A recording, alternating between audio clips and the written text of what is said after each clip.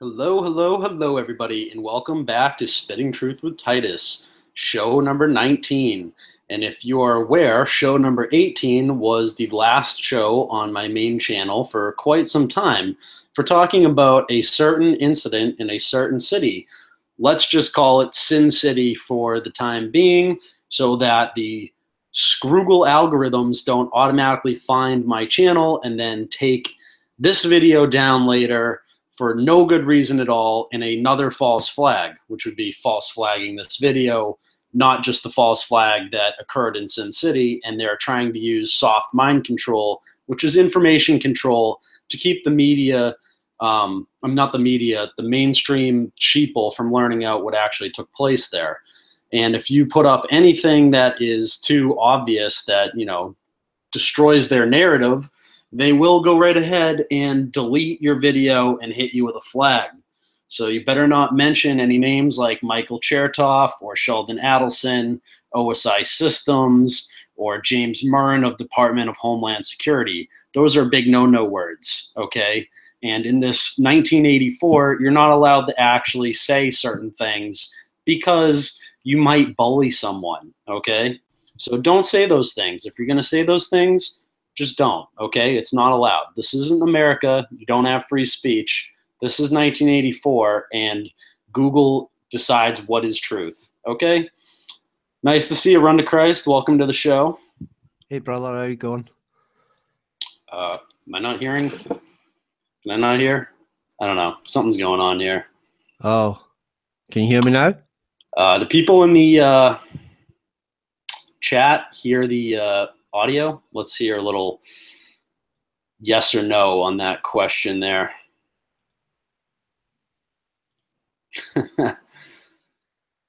Yes, the buds are strong. I don't know. I don't hear you, Run to Christ, if you're there. 2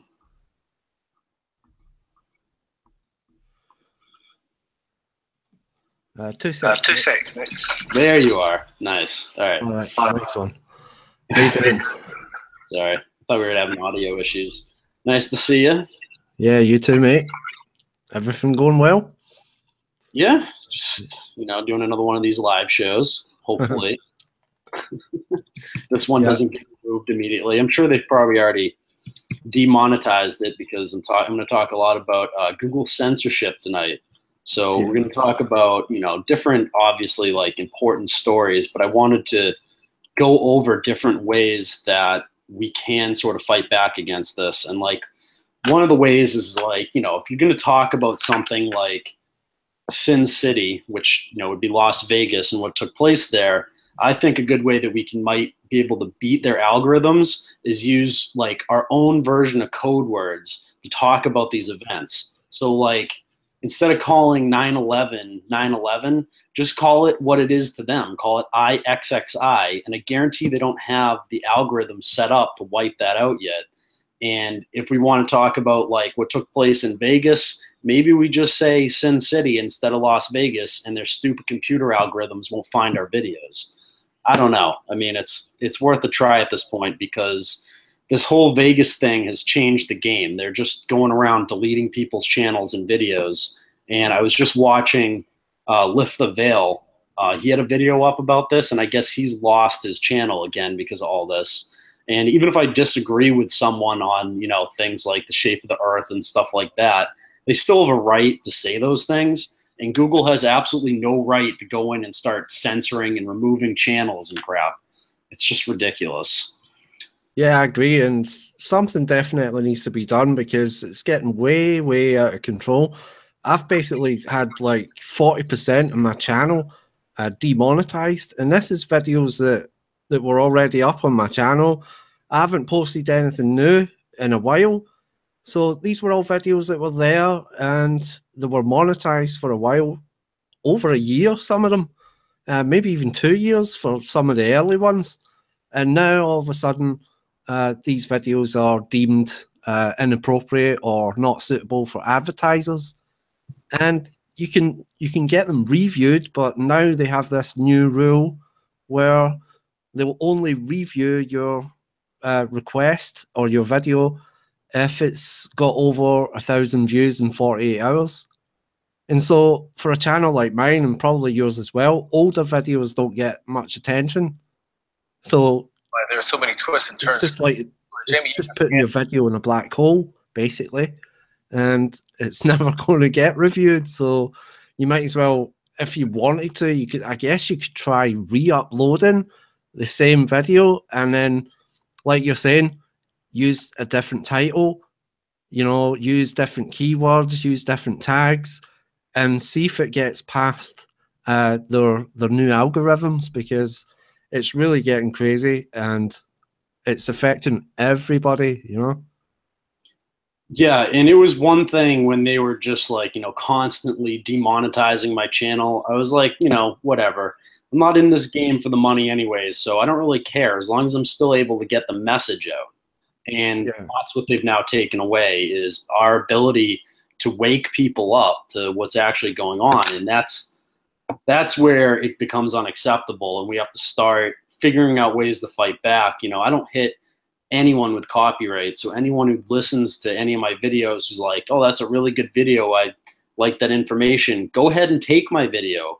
You can go to YouTube, just type it into your search browser, go to DuckDuckGo or go to Start Page instead of Google, and type in YouTube to MP4, and a bunch of conversion websites will show up, and you can just copy the link from my YouTube video, pop it in YouTube MP4, it'll download in like, a minute or something, and then you can upload it to your own channel, and I won't hit you with a copyright because it's about getting the message out. I couldn't care less about the monetization crap. That's all just, them trying to make sure that the only people who can report on news are people that they approve of within the corporate system, so that the only people who can, do investigative journalism as a full-time job are people that they can control, because people like me can't control, and they hate it. So yeah, I mean, it's really funny that you go on like regular news channels on here on YouTube, like CNN, or even smaller ones that you might not have really heard of, but they're a media outlet nonetheless, and they're covering these events like Las Vegas and things like that, and their video basically is just the same as ours, really, because they're giving their opinion on what happened. They're reporting on some facts, or at least what they tell us as facts, and they don't have a problem with demonetization. The regular news channels seem to get away with it, but people like, I see somebody in the chats mentioned End Times News Report, right? So like that guy's been getting censored over this Las Vegas thing quite a lot, and his channel's called End Times News Report, so you'd think it's just like, reporting on the news, right? But because it's like not official, like CNN or ABC or whatever, he gets targeted like we do, and because his opinion is like, he's not parroting the mainstream narrative and he's questioning things, they probably don't like that. And like you say, they want to control the narrative an awful lot. And it reminds me of a video that I did a while back, the Super Bowl that happened back in February. The one Lady Gaga was doing a big halftime show, that one. Yeah, I mean, I didn't watch the halftime show, to be honest, because it's Illuminati garbage every year. So yeah, that's right. But the video that I made watching that halftime show, I came up with this theory about information control, and you'll need to watch the video, but I'll break it down a little bit. And Lady Gaga, I proposed that she was representing Lady Justice, which is an old Roman god. You see her on the top of most sort of like places of law and courts and things like that, balancing the scales. So I came up with this theory because the game was played, one of the teams was called the Patriots. And this reminded me of Metal Gear Solid series, where these secret societies are running the show from behind the scenes, and they were called the Patriots. And the United States of America was like basically the centerpiece to this whole story. And it was all about information control and controlling the narrative and what the public believe And the Patriots, it turned out, this is a bit of a twist, so spoiler alert, the Patriots turned out to be this AI computer system that was in control of things, you know? Yeah, I got the video lined up here. I remember this video quite distinctively, actually, about the Patriots and all that, because I'm a Patriots fan, so like stuck out in my mind. Yeah. So you're right. Yeah. So that was the whole theme of the video. The conclusion of the video was this whole halftime show is like kind of predictively programming you for information control, and that's what I saw coming down the road. And that's just kind of basically where we are now, because they are trying so hard to control the narrative on everything, especially this Las Vegas thing. And it seems like they've made some mistakes along the way where they've changing the timeline, things like that. They don't really know what to tell the public, but they're really desperate to control what's coming out. Yeah. So I had information I learned today about that video game series with the Patriots in it. What is it? Metal Gear Solid, you said it was? Yeah. So I don't know if you're aware of the channel Games Exposed, another YouTuber. Yeah. He's actually a sound designer, and he's friends with a guy. Hey, how's it going, James? James Wick just joined.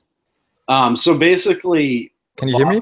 Friends with the sound designer that worked on the team that developed that Metal Gear Solid game, and the guy told Bosto that he quit because what they're doing there is, in his own words, pure evil. Okay. Yeah. And that's the words of someone who was, one of the head sound designers for that company. In his own words, I mean, he had like the type of dream job that a lot of people in this movement wish they had, working on video games and stuff. And he quit because what they're doing there is pure evil. And your video points out like the pre-programming and stuff like that in that thing. I mean, it's crazy. If I just quickly screen share this like little clip with people to see what I'm talking about. So this is the video titled Lady Gaga in the Super Bowl 2017. You won't want to miss this, the Oracle Delphi on the Run the Christ channel. I'll just play this little clip real quick. No one knows who the Patriots really are. Even my instructions come from a cutout. But you're the president. You have power. No, I'm just a figurehead. What? I don't have any control. The real power is in the Patriots' hands. The Patriots? The truth behind this country. Politics, the military, the economy. They control it all. They even choose who becomes president. Putting it simply, the Patriots rule this country. That's the story given to the general public. Following his resignation, the Patriots selected me, their new pawn for the presidency. But that would mean that the presidential race was... That was quite a show, wasn't it? It was a well-scripted drama staged by the Patriots for the benefit of the public. Even the Democrats and Republicans were dancing to the Patriots' tune. It is a means to preserve the world as it is. It will establish a new form of control. The Patriots will use it to keep their place as the country's true rulers. Right now, they feel pressured and threatened. By what? They fear an overabundance of digital information. The world will drown in the coming flood of information, and they along with it. The arsenal plans include a system to digitally manage the flow of information, making it possible to shape the truth for their own purposes. In short, the arsenal system is the key to their supremacy. The key? Yes, the GW system is the Patriots' trump card. I think that's pretty much where we need to end that. There is the trump card. Yeah.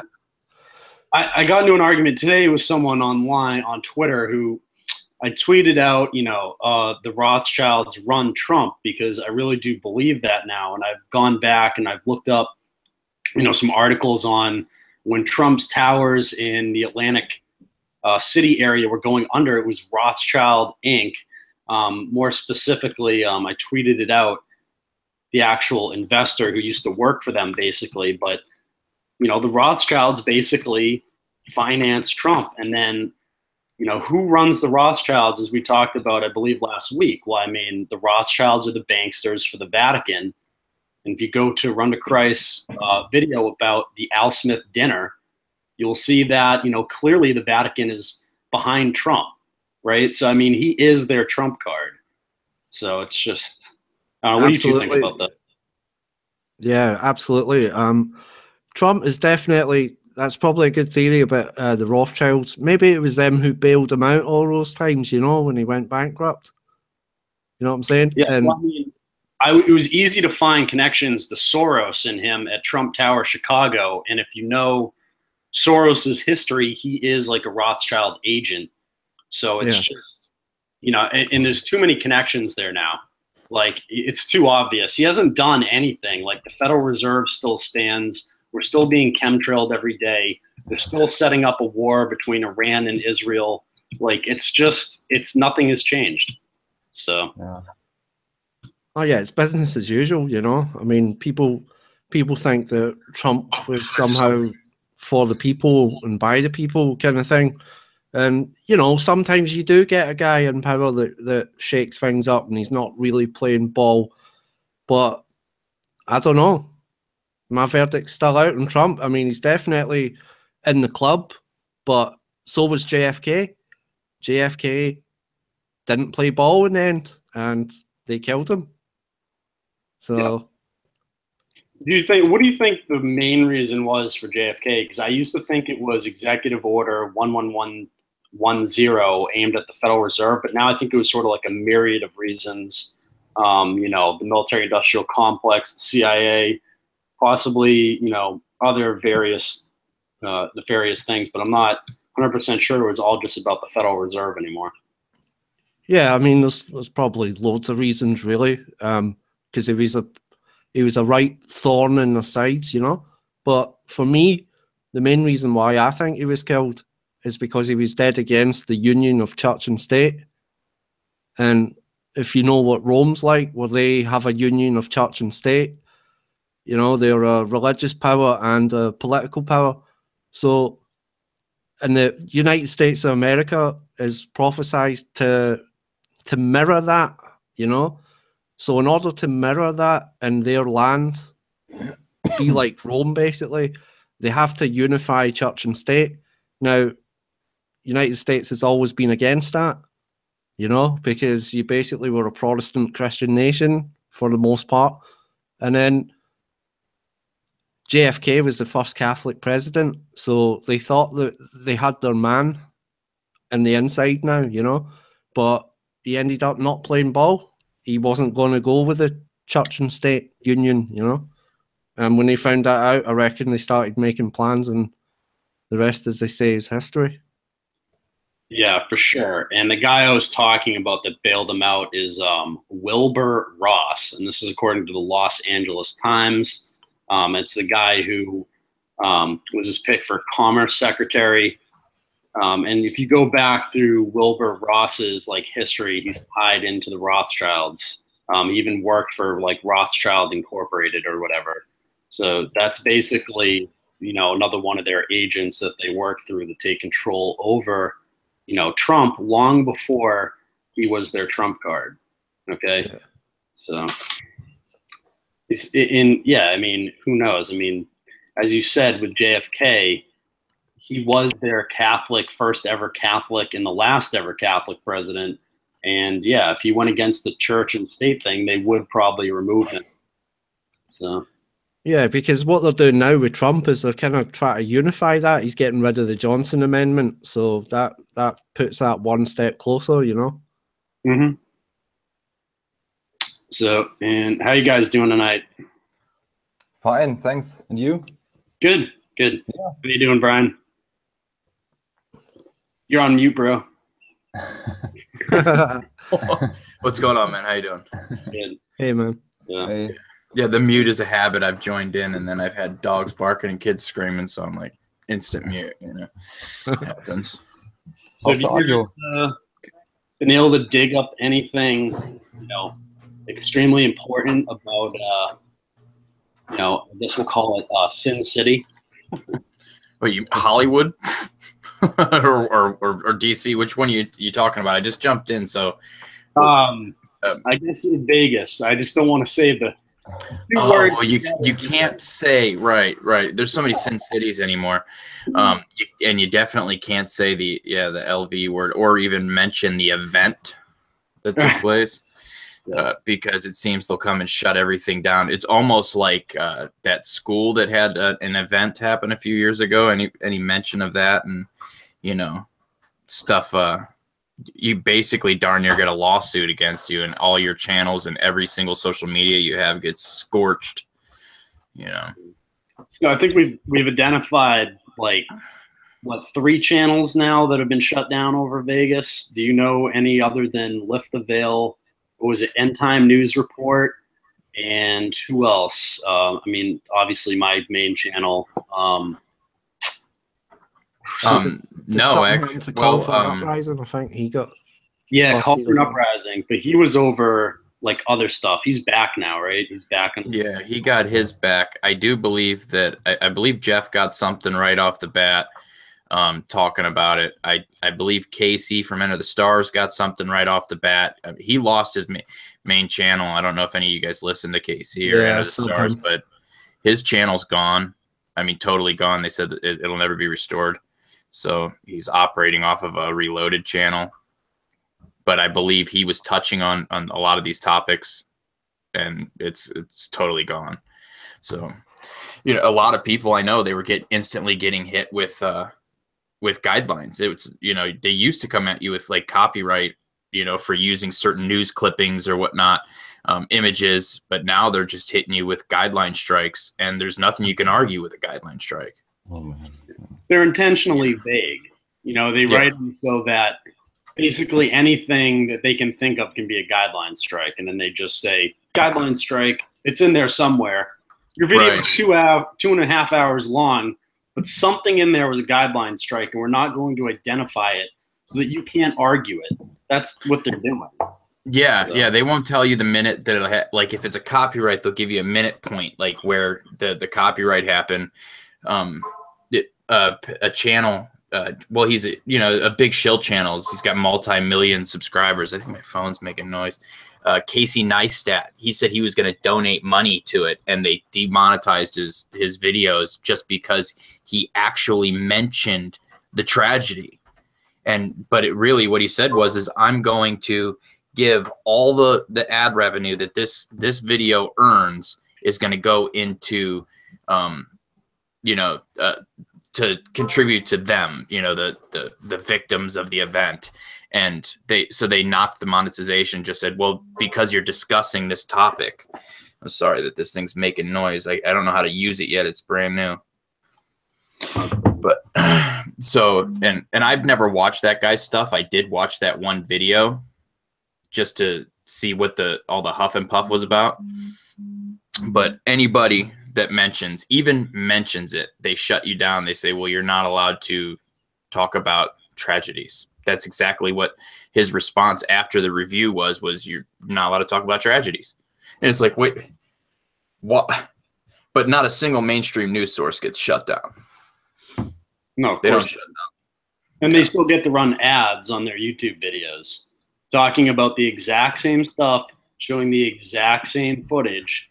And even some of them are asking questions like, I'll show you right here. And I mean, so what? They're allowed to question the official story, but we aren't for some reason. Like, look, like shift in the Las Vegas shooting timeline raises questions about police response.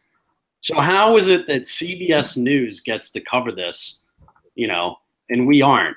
But I'll tell you something here.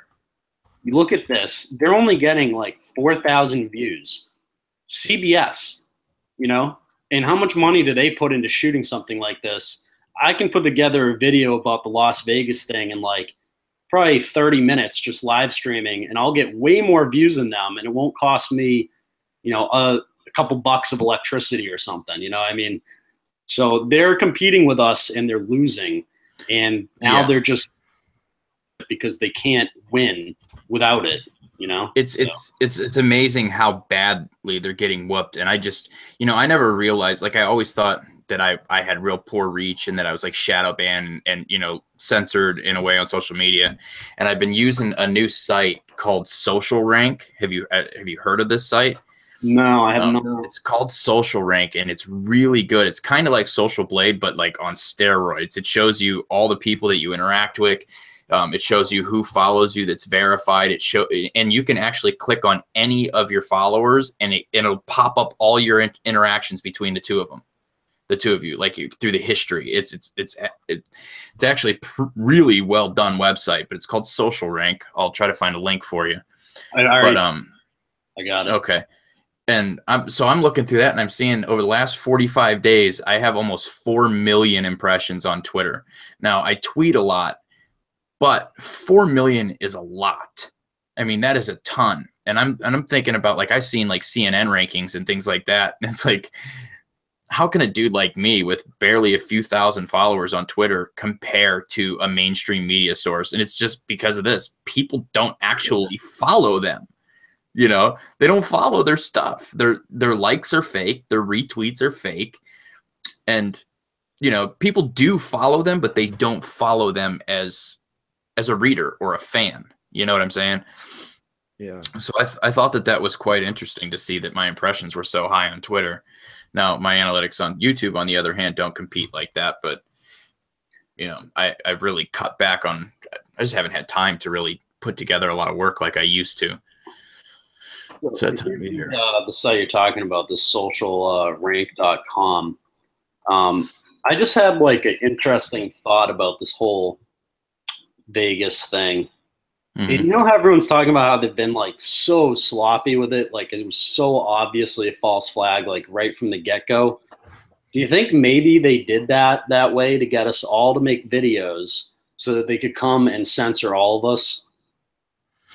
Well, I believe a lot of it is about censorship of private and individual citizen journalism.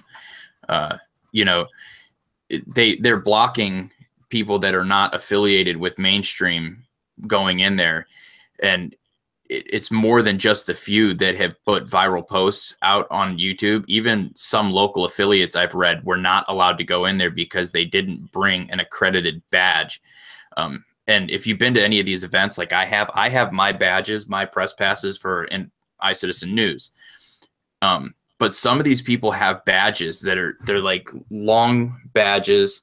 Like, I mean, they're just like, they're like long and they're like weird looking, and they do have QR codes on them, and they have holograms. And I'm like, where do these come from? You know, who creates these unofficial, official press passes that you can only seem to see certain people have it? And it's like, those, you can't just apply to get one of those. You know, it's not about like taking money down to the State Department or even the capital of in your state and getting some sort of a license like you would with like private investigators or private security companies would have to go and apply with the state to get these special licenses. That's not how you get a media credential like that.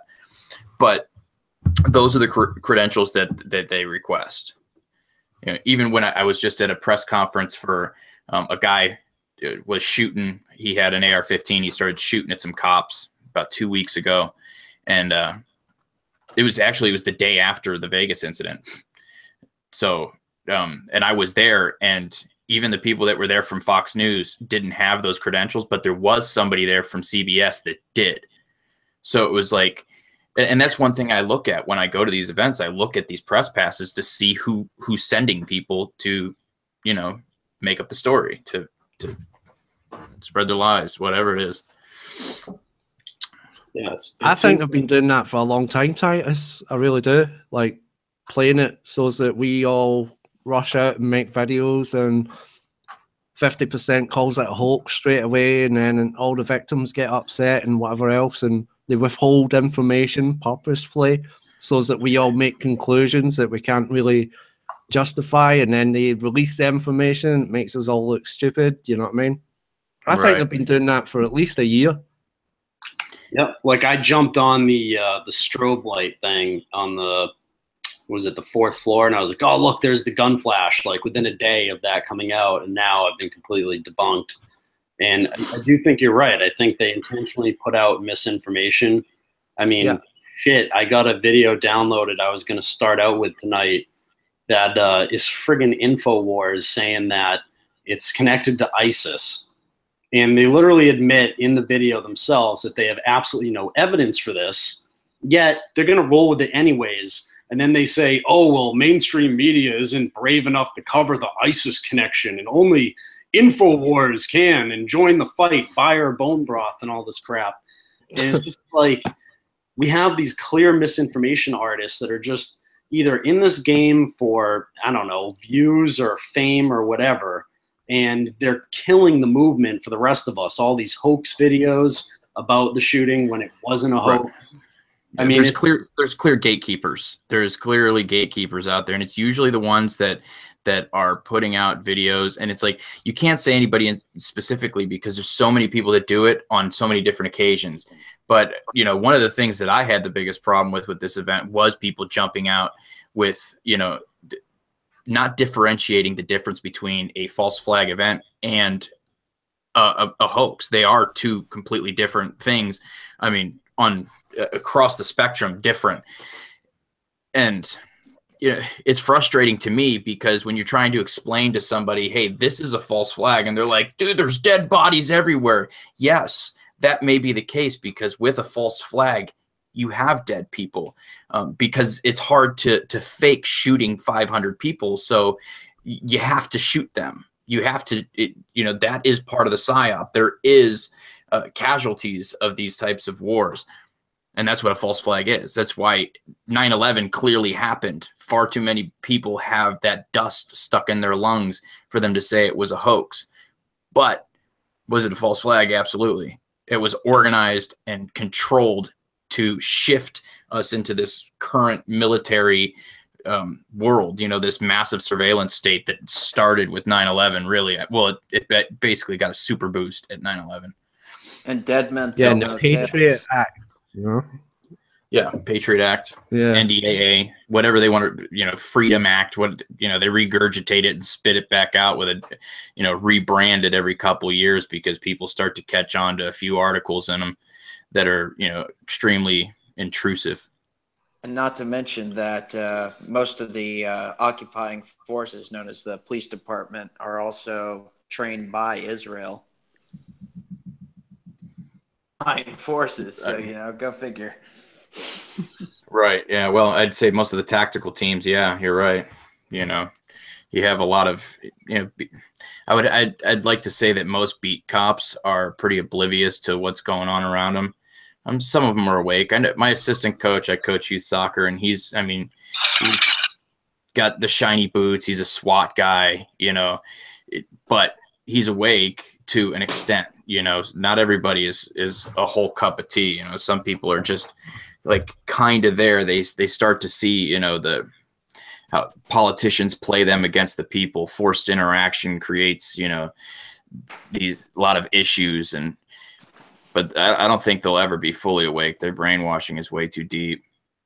Oh, definitely, man. And on top of that, you know, you have like for the recruitment of police officers, it looks better if you have a military background.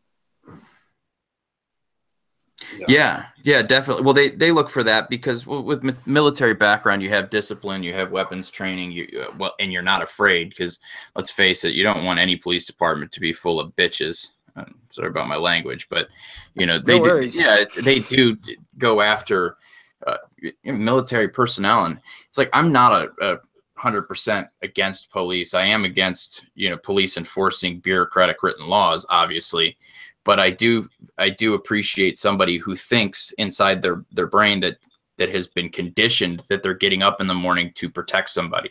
I think that is an honorable thing to do when you get out of bed.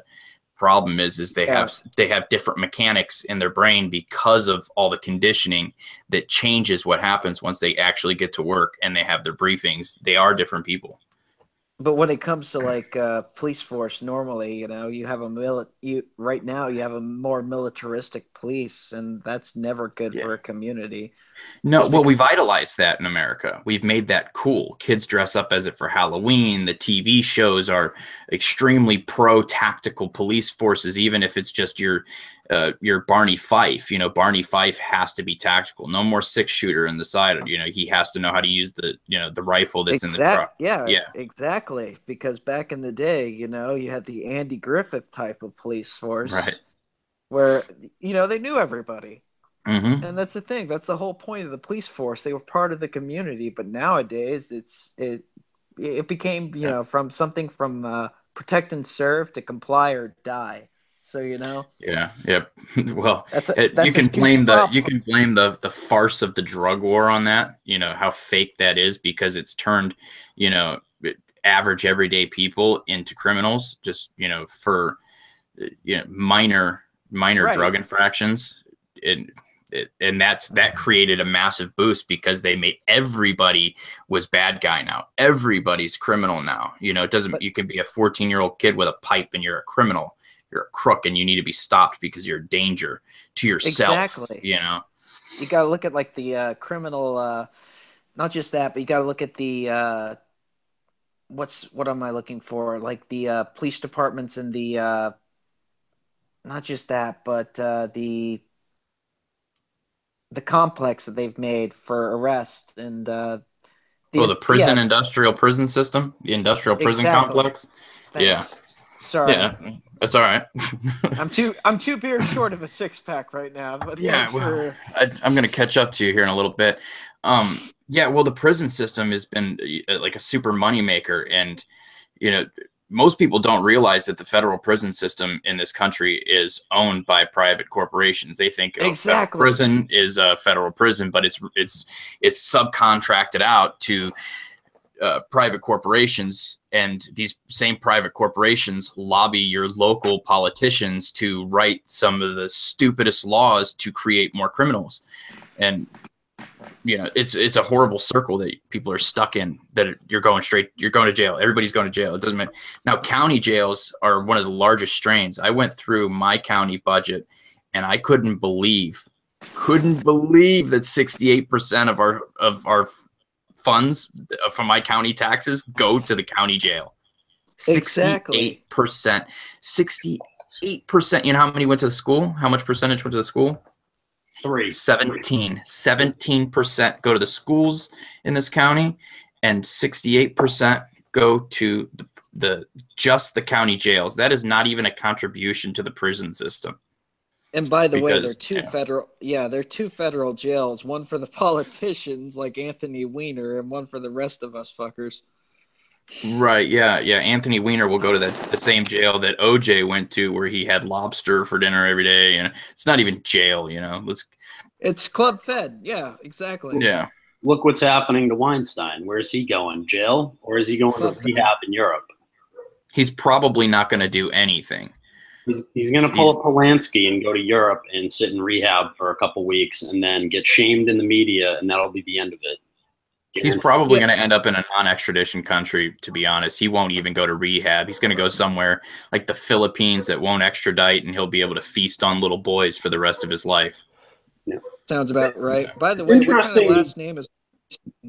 Interesting you say Philippines there, because I think one of the main stories that's not being talked about at all with this whole Paddock shooter is his connection to these very strange charities in the Philippines via his girlfriend that was over there. His girlfriend worked for this place in the Philippines where he met her at like a casino.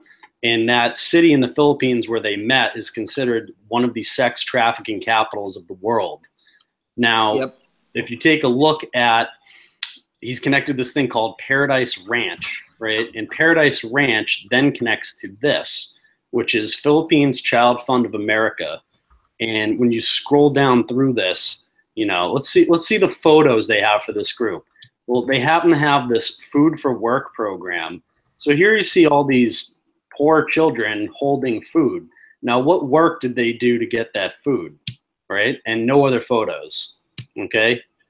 Pinoy kid, you know? I mean, what is this thing? And by the way, look what they're holding. Look what kind of food they're holding, Titus. You see that? Yeah, it's all what? Apples? Yep. What's the significance of apples, as you know? Yeah, you know, the Adam and the Eve thing, right? The apple in the Garden of Eden, probably. So, Exactly. and you know, look at this. It's connected to, you know, all the different like things. You go to About Us and connected to NGOs all over the Philippines. Of course you are. And they have a, you know, donor option plan. There's no real like, you know, fundraising thing. We're a very proud partner with Paradise Ranch, you know, the thing that guy's connected to, located in the subzone of Clark Economic Zone, former Clark U.S. Air Force Base. So there's the connection to the military industrial complex. Now, why is everyone talking about the gunner possibly being a gun runner when there's no evidence to support the fact that he was running guns other than, you know, all the guns they found? When there is this connection to this child thing, like what if he was a, you know, child trafficker for them, you know, and they're all missing that story? It's just right. I think what everybody can agree on is that there's been so many diversions in this thing that it's, where do you go from here? Who was Stephen Paddock, and why does the guy have no history, like really whatsoever? You can find a few things this guy's was tied to, but I mean, honestly, there is no photos of this dude like anywhere on the internet. It's like you're telling me that nobody has snapped a picture with this guy in his whole life. You know, I mean, there's like nothing about this dude. You can search all you want. You can look up. I've searched his father, and I tried to take all different variations of his father's alias and mix it with Paddock's, you know, name to see if maybe he was going under a different name. Because, you know, his father was the, you know, FBI's most wanted. You know, that's been covered extensively by a lot of people. But he had a alias that he was hiding under, and I think it was Oregon. Maybe Oregon. Yeah, I believe it was. Yeah, doesn't that normally mean CIA?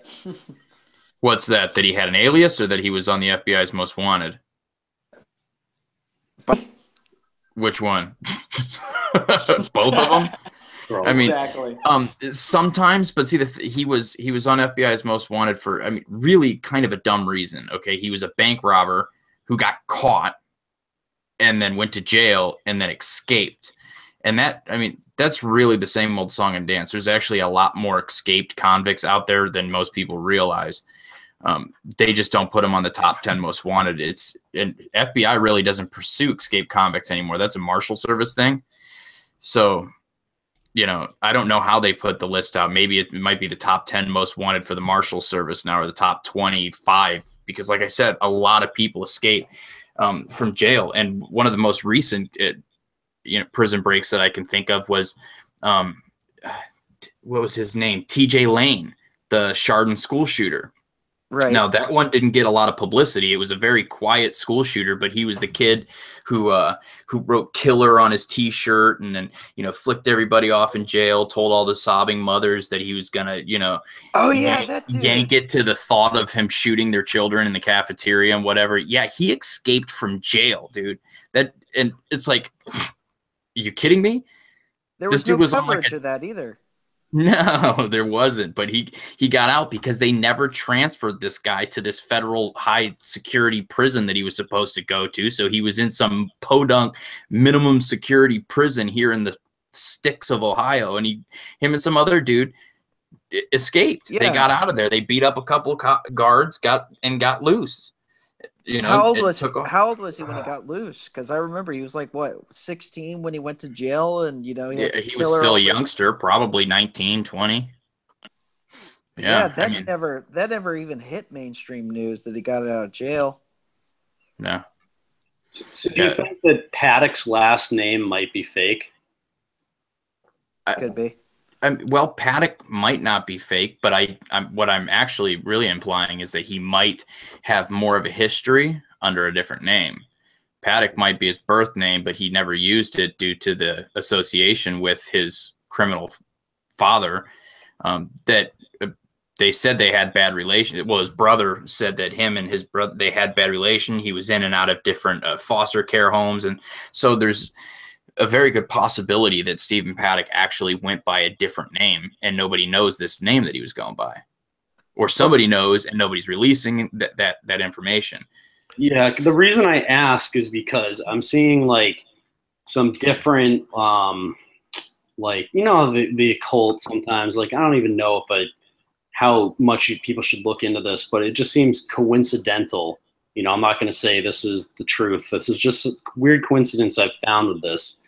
Is like, you know, it was the Harvest Festival, right? And if you look at some of the major photos of, like, you know, the staged photo of the cops hiding behind the car, if you look in the left side of the photo, there's like a big, you know, one of these Satan symbols. And if you watch this video I'm about to show you here, you know, someone commented on one of my videos that paddock is a pen for sheep, right? And I don't want to get my video taken down and all that, but I do think this is like important for people to see.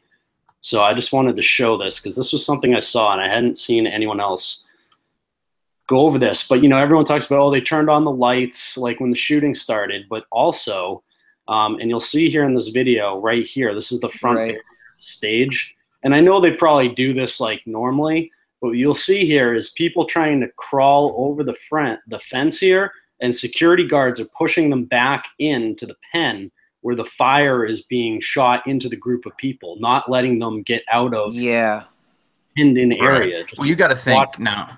Well, before you press play here, hold on. See him right there? This guy right here in the blue. Pushing back. That's a security guard pushing this guy back. Yeah. You know, I know we do that at concerts. To the line of fire. Right. You know? And I can tell you, I used to do like security at bars, like bouncing, and when they would have live performers, like I used to do for like Mushroom Head. I don't know if you guys know the band Mushroom Head. Yeah. But, so people would really, like, you would, with the music behind you, it's so loud. Like, it is so loud. You have no clue what's going on. All you know is people are pushing forward, and you're basically beating their ass back. You know, you're just pushing them back, because if you didn't, they're going to get on stage. They want to be on stage so bad. So I can say, just from experience of being the guy standing in front of the stage, that all you do is push back. You're like standing there for 2 hours straight doing nothing, but like you leave and your back hurts from pushing back so much and so often. And, you know, so this guy, he might not even know what the hell's going on yet, and he's just pushing back. Well, to be fair, though, Brian, that, you know, Mushroom Head, you're a metalhead, so you know how metal concerts get. But this is a country music festival, you know what I mean? Well, I've been to many country music parties, too, that have turned into slugfest. You know, it's basically a shit ton of underage girls getting trashed, and then you have a whole bunch of mid-20 dudes that are slugging it out over which underage girl they get. You know, so, and that's the truth. That is, I mean, if go to a country, go to a Luke Bryan concert, dude, and you will step and puke, and you will watch people get their noses shattered all night long. It's absolutely stunning to see what happens at a country music concert. Yeah, I just thought it was an interesting thing. With, but no, I agree. It's like, so, like, you know, if you watch this video, another footage of Mandalay Bay shooting, the guys run off the stage at about, I don't know, 6 seconds. And there's like periods of calm where everyone kind of realizes what's going on. So like and you can see the security guards like earlier just sort of standing there looking in the direction of like the fire. So I would think they would know what's going on, but yet you can see them still pushing these people back in the line of fire. I don't know. I mean, you're right, because it's their job. And the guy's probably thinking, hey, I can't let anyone storm the stage. Like, you know, Jason Aldean, whatever, still back there. We can't have people storming over this fence. But I would like to think. Yeah, what about the fact that Jason Aldean ran right across the. And these people would be like, you know, Jason Aldean and all that crap. At this point, doesn't matter anymore. People are being shot. Let's get this area clear. I don't know. I mean. Maybe and the music is down at this point, right? So there's no audio, so it's not like clear like this. Yeah, didn't he clear like the stage at that point?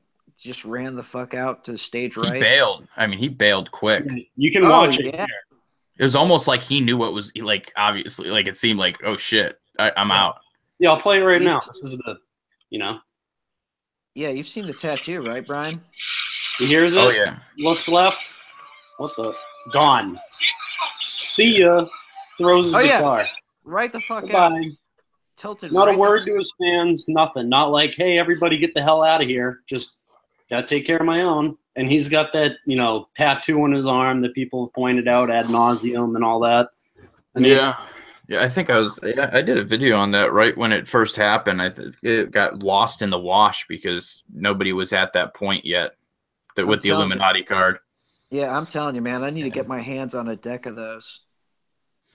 Yeah, well, I mean, you can order them. What is it? I can't remember where it's from. I mean, Yeah, I know they're was still like- not printing, but I do believe the guy's selling them still. Yeah, for like $400 if you want a complete deck. Yeah, well, yeah, it's definitely. I mean, you could probably print them yourself, right? Can't you view the entire deck on the guy's site? Oh yeah. At the same time, though, you know, you got to remember too. This thing, you've seen the cards, especially the 9/11 cards and the counterterrorism.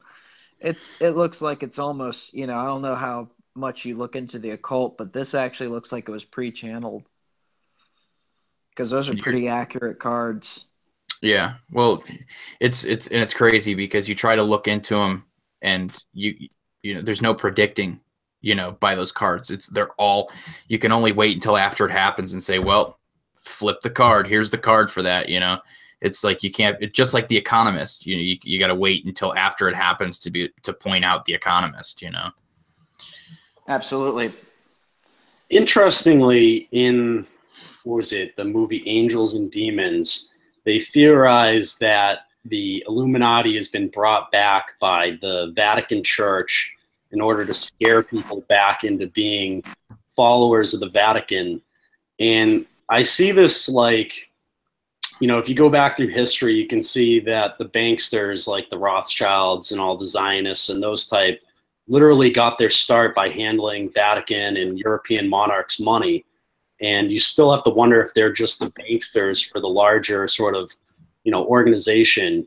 And maybe all of this like super anti-Semitism and, you know, the Jews are behind everything type thinking is actually feeding right into what they want, which is this externalization of the hierarchy, but not one that goes all the way to the top, which is the Vatican, one that just ends with everyone hating, you know, Israel, right, and blaming them for everything, and the Zionists for everything, and never really getting to aim at the top, which is, you know, the Vatican, the Babylonian Luciferians. You know, they're just going to externalize the banksters, let the financial collapse go, and then come back out with some new, you know, digital currency system and a whole new set of banksters. I watched a debate. I think it was like 2 or 3 days ago, and the debate was in Israel. It was, should the American or should the U.S. government provide Israel with defense, you know, aid, military aid, and financial aid?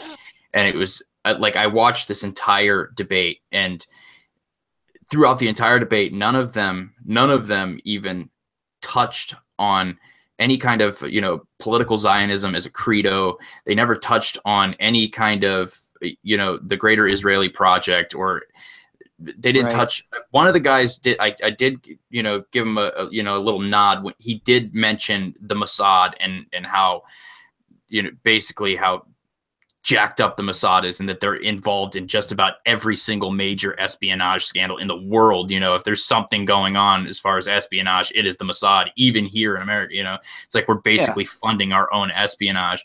But they did ignore all the other stuff that had to do with it. And at one point, a guy did say, you know, he had said something about, you know, being anti-Israel in general. And the guy that was arguing the case pro-Israel against anti-Israel, he said, well, that's anti-Semitism.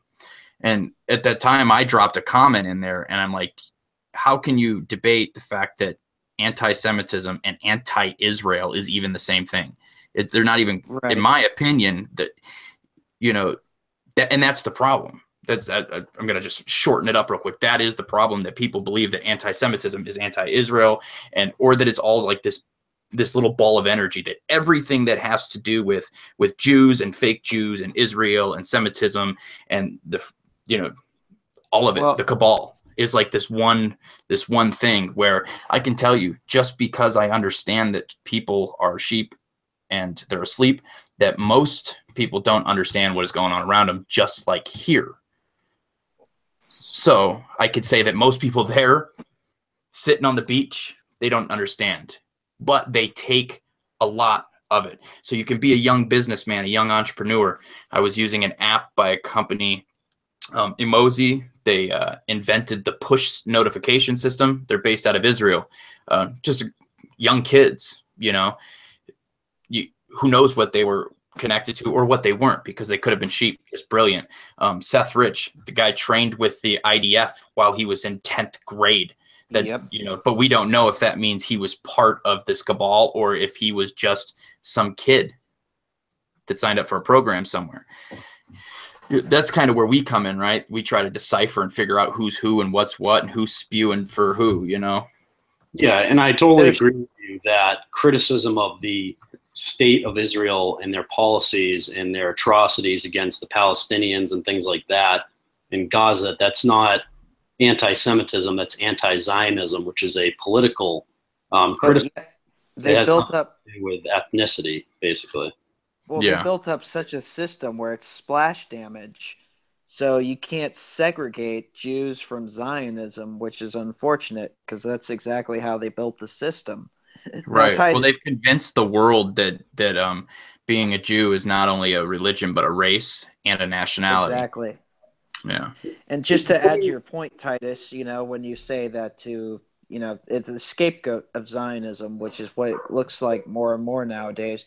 I'm sure both of you are familiar with what Albert Pike wrote, correct? Mm-hmm. Yeah, absolutely. And that's sort of what I was worried about, because when you look at their World War III is going to be connected to both Zionism and the adverse, you know, whether you want to say it's the Muslim or Islamic religion or just anti-Semitism as a whole, that's going to create World War III. So, yeah, I would have to agree with you, Titus, where, yeah, Zionism is bad, but it can also be used as a scapegoat to a higher power.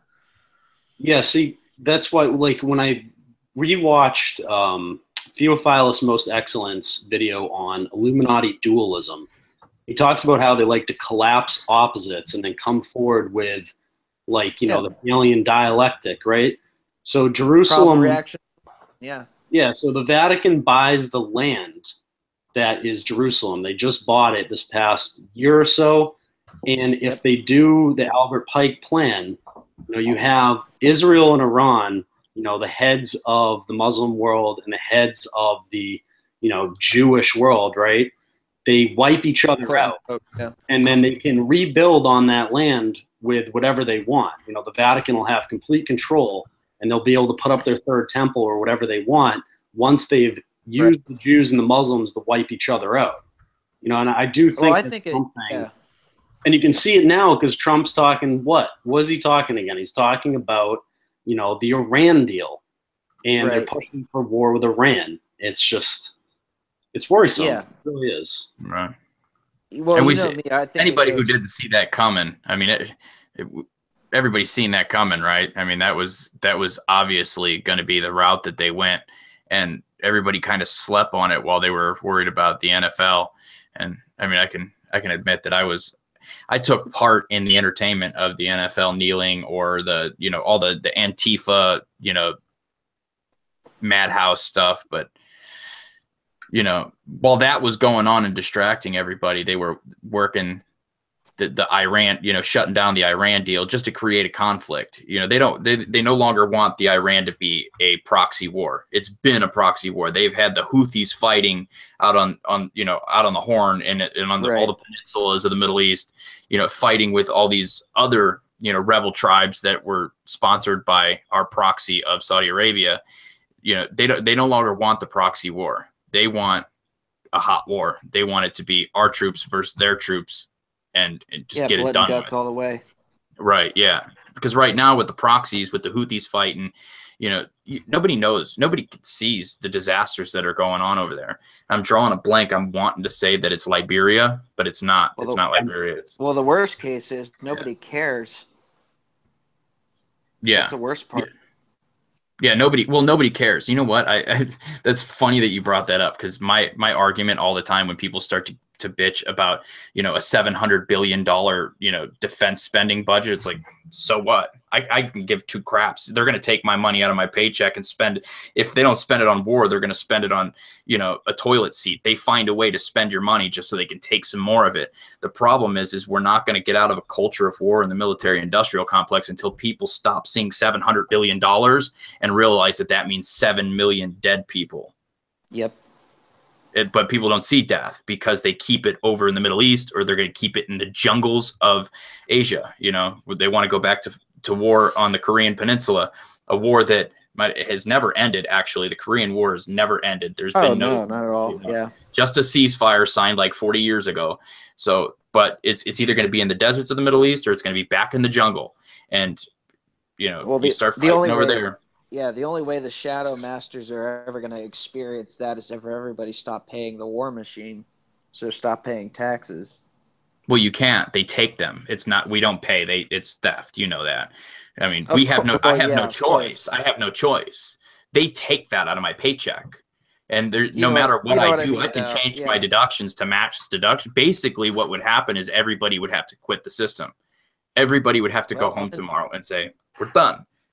You know, nobody's going to school, nobody's going to work. We're done. You actually have to shut it off. And the only way to do that would be to physically shut it off, like an actual doomsday scenario, because people are too scared because they know if they miss a day of work, their paycheck's going to be short, and they're already living paycheck to 2 days before paycheck.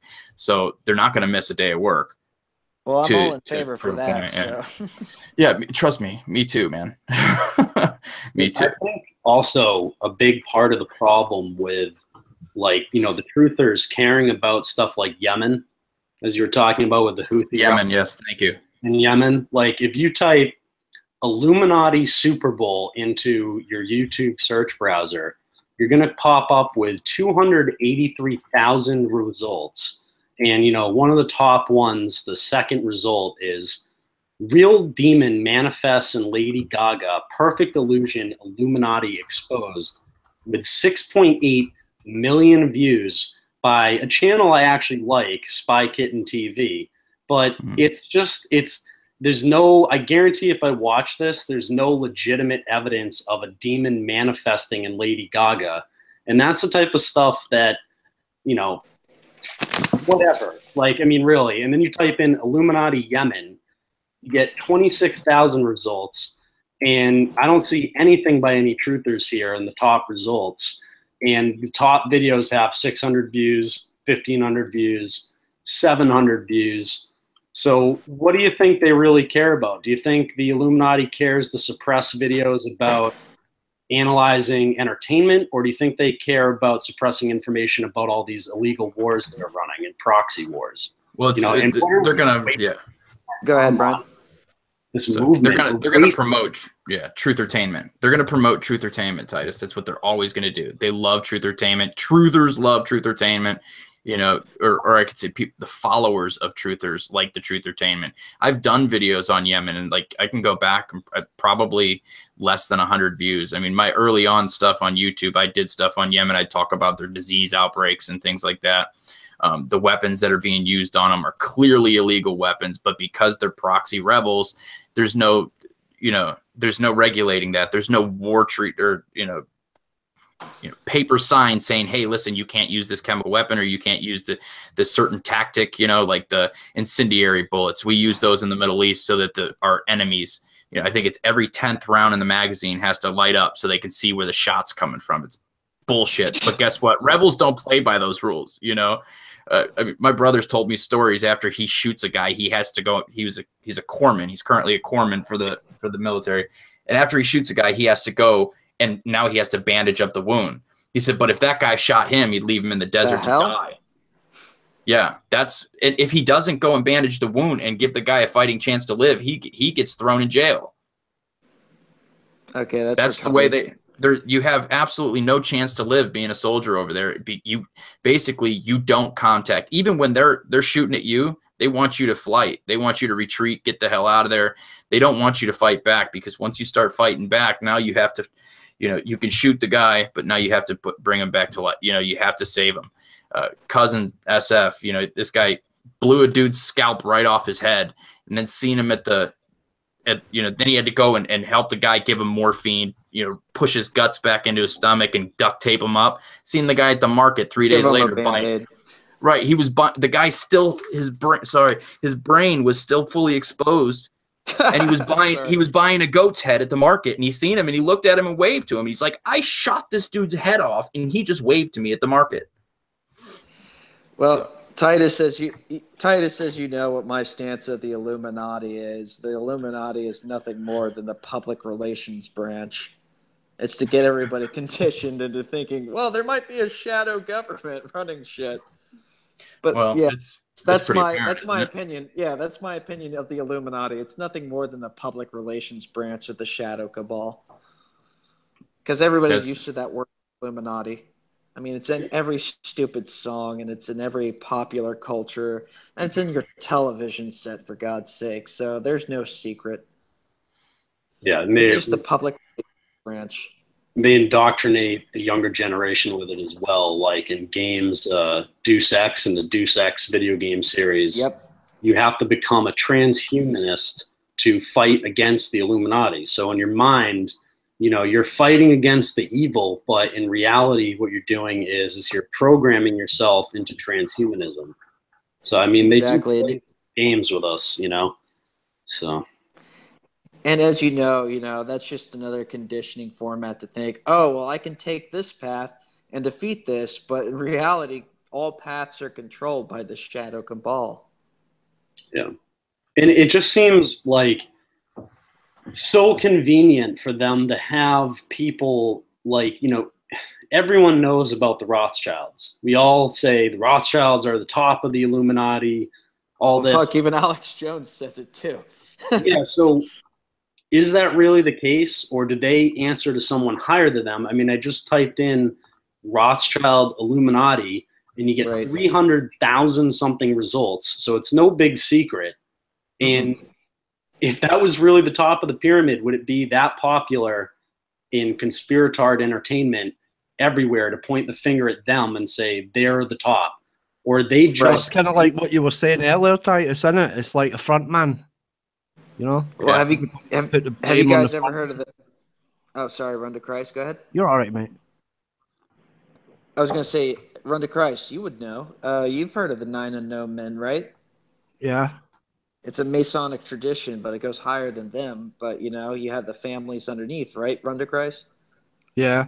The Rothschilds and the public relations, as you said. But then again, what's more powerful than having 9 unknown people run the actual thing? And above that, you have something called the 7, which in my personal opinion, we're going to get into some crazy territory with the 7. You're talking about angelic beings. And I'm sure you're familiar with that. Yeah, if you're talking like principalities and the sort of fallen angels that rule over the principalities, that's spoken about in the Bible, isn't it? Yep, that's exactly where I'm going.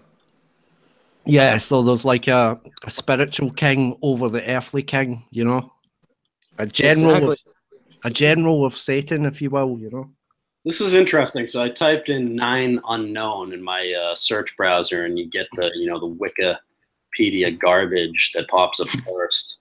But interestingly, even in the Wikipedia thing, it says the 9 unknown were also the final dedicatees mentioned in the dedication of the first edition of Anton LaVey's Satanic Bible in 1969. Well, as you know, Anton LaVey was a 32nd degree Mason before he actually created his little church as Satan. So yeah, wasn't he like a circus performer as well? No, he was actually one of those people, that work for the police, like a photographer of like dead bodies and stuff. Really? Forensic photographer. Yep. Yeah, I thought he was like a stage magician though after that or something before he got into Satanism. Well, everybody's got to have a hobby. Yeah. The guy looks like if you close your eyes right now, everybody in the chat, if you closed your eyes right now and pictured what Satan looks like, it's this Anton LaVey. Well, that's not fair because I look like a much more handsome version of him. So, yeah. Well, sorry, bro. Let's get some just because I'm bald. black cube lined up with Anton LaVey, and will make videos about he's the illegitimate son of Anton LaVey or something. Oh, thanks, Titus. It's real great. Yeah, we're kind of like opposite sides of the spectrum here as far as LaVey and my thoughts. Well, I mean, Chester Bennington did supposedly get killed because he was going to go against his father, right? So if that theory is true, right, that would be you'd be the son of LaVey rebelling against LaVey, right, or something like that. Obviously, I'm joking. Maybe I was about to say maybe grandson because I'm not that old. I don't know. I don't know enough about him. When was he born? 1930. Yeah. He's pretty freaking old. Yeah. Yeah, you're right. Run to Christ. He was described LaVey as a born showman, I guess. So I think there's some connection here to like show business or something. I don't know. Yeah, you probably worked in Vegas as well. Well, that's kind of creepy that you say that too, because another famed person that runs in the entertainment industry is known by the showman as Alice Cooper, and he was good friends with him. Right, yeah, Alice Cooper, I know, yeah. Yeah, there's definitely a dark underworld regarding, the music industry in Hollywood. And, as I was talking about on Twitter earlier, I really do think that like the whole Weinstein thing is a big distraction from the larger pedogate issue. They've turned this, big problem they have in Hollywood with pedophiles into, a sexual abuse problem of one guy. And he's taken the fall for the whole thing, basically, and he's not even going to go to prison over it. So it's. Yeah, you think he's like a pawn? Yeah, I do. And like, if you go to Pizzagate on Vote, they've archived that on 10/16/12. Am I getting the date right? Let me pull it up before I get this wrong. But basically, they've proven on Vote that Weinstein was at the White House the same day that James Alefantis was there. So, I mean, what are the coincidences of that? And then when you look at, who is this, guy connected to, this Weinstein guy? He's connected to like, one of the women he raped was McGowan. And if you follow that line, you'll go right to Marilyn Manson and Courtney Love, and Courtney Love's best friends with Vicky Cornell and Linda Ramone, and you have all those Satanists out in Hollywood. They're all connected. They were all at Cornell's funeral, like smiling and happy about his death. I mean, I think it's all connected. I can't prove it yet, so it's speculation at this point. But I do think there is some connection there between Weinstein and this larger pedogate thing. I think they kind of just were like, someone has to get thrown to the wolves of the media and get shamed. Not go to jail, but get shamed and go away. And that's what they did. They let us have Wiener and Weinstein. Yeah, exactly. It's too damn coincidental, But why didn't they give up the pawns like Alefantis? This guy is why didn't they give up the pizza shop owner? Why did they give up the Hollywood mogul? Because I connections, didn't he? Right, because the mogul played with mostly of age women that's coming forward right now, so they're diverting the attention away from pedophilia to just sexual harassment and inappropriate behavior. Well, that mogul was also, the boyfriend to that big, more of a I wouldn't say Alefantis was a pawn. I'd say he's more of a rook or a bishop because he was boyfriends with the Media Matters guy. Yeah.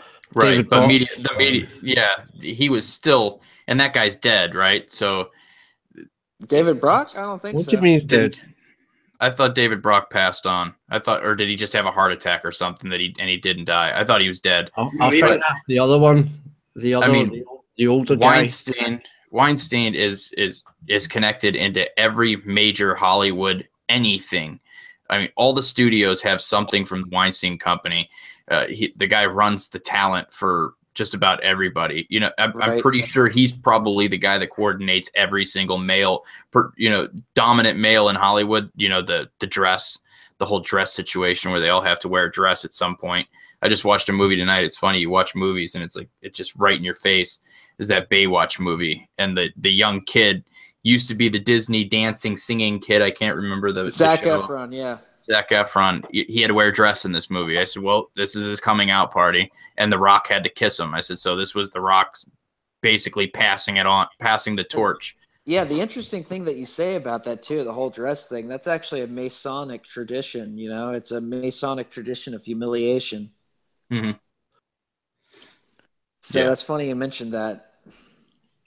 Yeah, it was David Brock with a heart attack, but he did come back from that. And I remember that specifically because I sent him a picture of a Monte Cristo sandwich on Twitter and told him it was the best therapy for after a heart attack.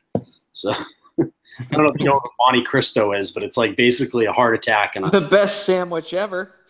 Yeah, they're good, but if you eat too many of them, you'll probably get artery arrest. And I was kind of saying to Brock, you should eat a couple more of these things, you know? But it's just...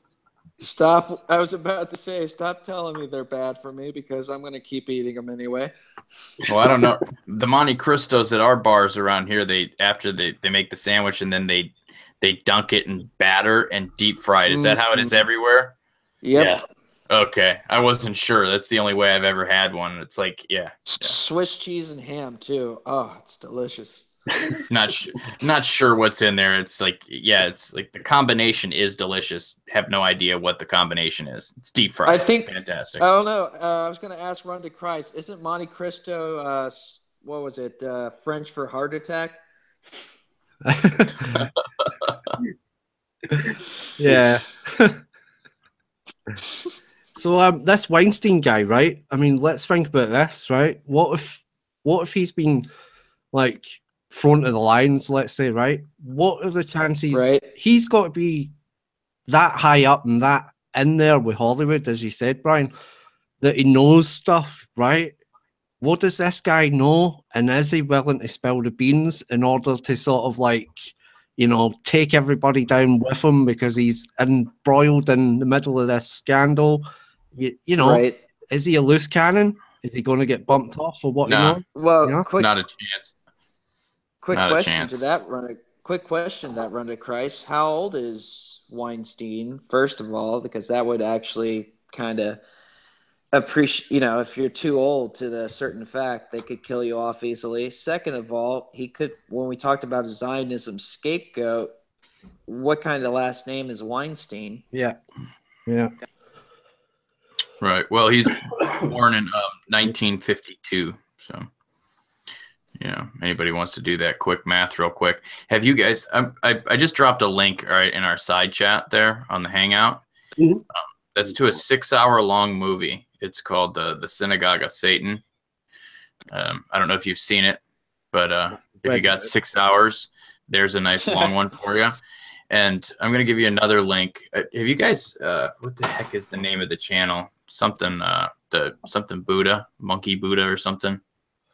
I'll have to find it, but he did a video like a month ago. He released this video, and I thought it was so strange that he included Weinstein's name in some of the top.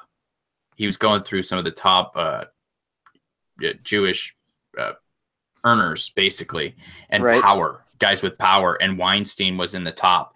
And then it wasn't long after that. I'll get that link and I'll give it to you guys so you can see what I'm talking about. Yeah, I think I've Mouthy Buddha. The channel name is Mouthy Buddha, and basically he did a 2-part documentary called the Jewish Question. And I think I've seen that. Yeah. But isn't Weinstein a name that, I mean, obviously it doesn't originate in Hebrew, right? But it's a name that they attach to themselves in order to appear more European. It's like a European Goldberg, Yiddish for example. name, if you think about it, because Yiddish, you got to remember, it comes from Germanic roots. Yeah, that's right. I was going to say like German, you know. So like these are names that they adopted when they migrated into Europe. You know what I mean? To sort of like fit in, you know. But to be kind of fair, like. Go on. Go ahead, Run to Christ. Well, kind of like you know, the Windsors that are sitting on the throne in Britain. That's not their real name. Right. They changed it in order to appear more English, you know. Well, what So about Rothschild? You know, that literally translates to Red Shield in German. Yeah, exactly. That's the name that they picked, wasn't it? Their name before that was Boyer or something like that. Bauer. But the question I got for you too, you know, going back to the synagogue of Satan, like Brian was saying, you know, because that's, as you know, that's in the book of Revelation. Yeah. Yeah, chapter And 2. you know the verse. Yeah. Exactly. You know the verse is saying those who say they are Jews but are not. And Yeah. the interesting thing I fake bring Jews. up the interesting thing I bring up, you know, and it's not to be anti-Semitic or anything, but how do you know, especially in the historical sense, especially after the fall of Judea after Christ, how do you know that the people who claim to be Jews are actually of Jewish descent? Yeah, we don't. Well, you'll never know who the fake Jews are. That's something that they've done. I mean, that's that's Khazarian rooted. That is so far beyond what you can even explain to the average person right now. Right. Well, first off, right, those two verses in Revelation chapter 2 and chapter 3, they're not actually talking about Jews that aren't descended from the Abraham, you know. It's right. talking, We're not talking about a bloodline. Yeah, we're talking about more of a manner of practice, correct? Right. No, that's not what I mean. That's not what I mean. The verses in Revelation are badly misinterpreted by the majority of modern Christians, especially on YouTube. The verse is not telling you that there's people claiming to be Jews that are not Jews. You know, it's telling you, like you said there, matters of practice, right? It's telling you that these Jews that are coming into the Christian churches are not true Jews because they're not following God in a proper manner. You know, so it's a warning to the Christian churches that these Jews are trying to sneak into the church and pretend that they're one of them. Are you talking about like the 32nd degree Mason televangelists that are trying to spread false doctrine within the church and promote a Zionist message? No, I'm talking about in the first century when Revelation was written. I'm talking about the warning given to the Christian churches, because the whole first 3 chapters is basically letters to the churches, right? Right. And it goes through the 7 churches and it tells you their good points and their bad points and where they're going wrong and where they're going right. And the warning about the synagogue of Satan is not like these people pretending that they're descendants of Abraham. That's not what it's meaning. And it's badly misinterpreted to promote. Hold on, let me finish. It's badly misinterpreted to promote the Khazar theory, which states that the Jews in Israel today, they're not descendants of Abraham. They're really Khazars from the Caucasus region. Right. Right. But the verses in Revelation don't say that. They're not talking about people who are pretending to be Jews for fun. They're talking about Jews who are infiltrating Christian churches who are not actual Jews because they're not following God in the proper manner. You see what I'm saying? Right, but they say it's a Khazarian theory, but that would be to say that medieval times are a theory as well, and it's not. It's just from that same time. The Khazarians, I mean, it's history. They had their own, I guess you could say, empire, the Khazarian Empire, the Kingdom of Khazar. So it's real. It's not a theory. You know, no. I'm not denying that the Khazars are real or anything. I'm not saying that they're not real. What I'm saying is that the Khazar theory is not true. Well, to be fair, too, though, the book of Revelation was written not in a chronological order either. Well, it wasn't no, but written in a specific right. It wasn't written in a specific time period or when it was going to happen. And on top of that, too, no. The first 3 chapters are dealing with the Christian churches that are in the first century. Those ones are definitely in chronological order and directed to the Christian church at that time it was written. Otherwise, what's the point of the warning? To be fair, too, though, you had the references in the other books of the Bible to say that those who say they have the Father and not the Son have neither the Father nor the Son. Correct. have verses, you have verses warning about that, and Judaism as a whole, because Christianity is supposed to be a completion of Judaism. Right, but you don't. The Christian Church doesn't replace the Jews. If you read Romans chapters 9, 10, and 11, you'll find that it's talked about an olive branch, right? And You're talking about Jews, grafted. You're talking about grafted in, right? yeah, the Jews were cut off so that we, as being wild branches, could be grafted in, and then later, the Jews will be grafted back in to their own tree. That's still to happen. But what about Galatians, where it says, if you're in Christ, it doesn't matter if there is no Gentile, there is no Jew, there is no That's right. That's right. It's just telling you. It's telling you that your status is now equal, whereas before, to be a child of God, you had to be a Hebrew, right? Until Christ came, and now there's Christianity. Okay, so now that you're in Christ, there's no status difference. Like it's not telling you that the Jews are done with. It's just saying that if there's a Jew and a Gentile in Christ, these are both equal. It's not saying that your identity is no longer like you don't have an identity anymore. You know what I mean? You're just equal status now.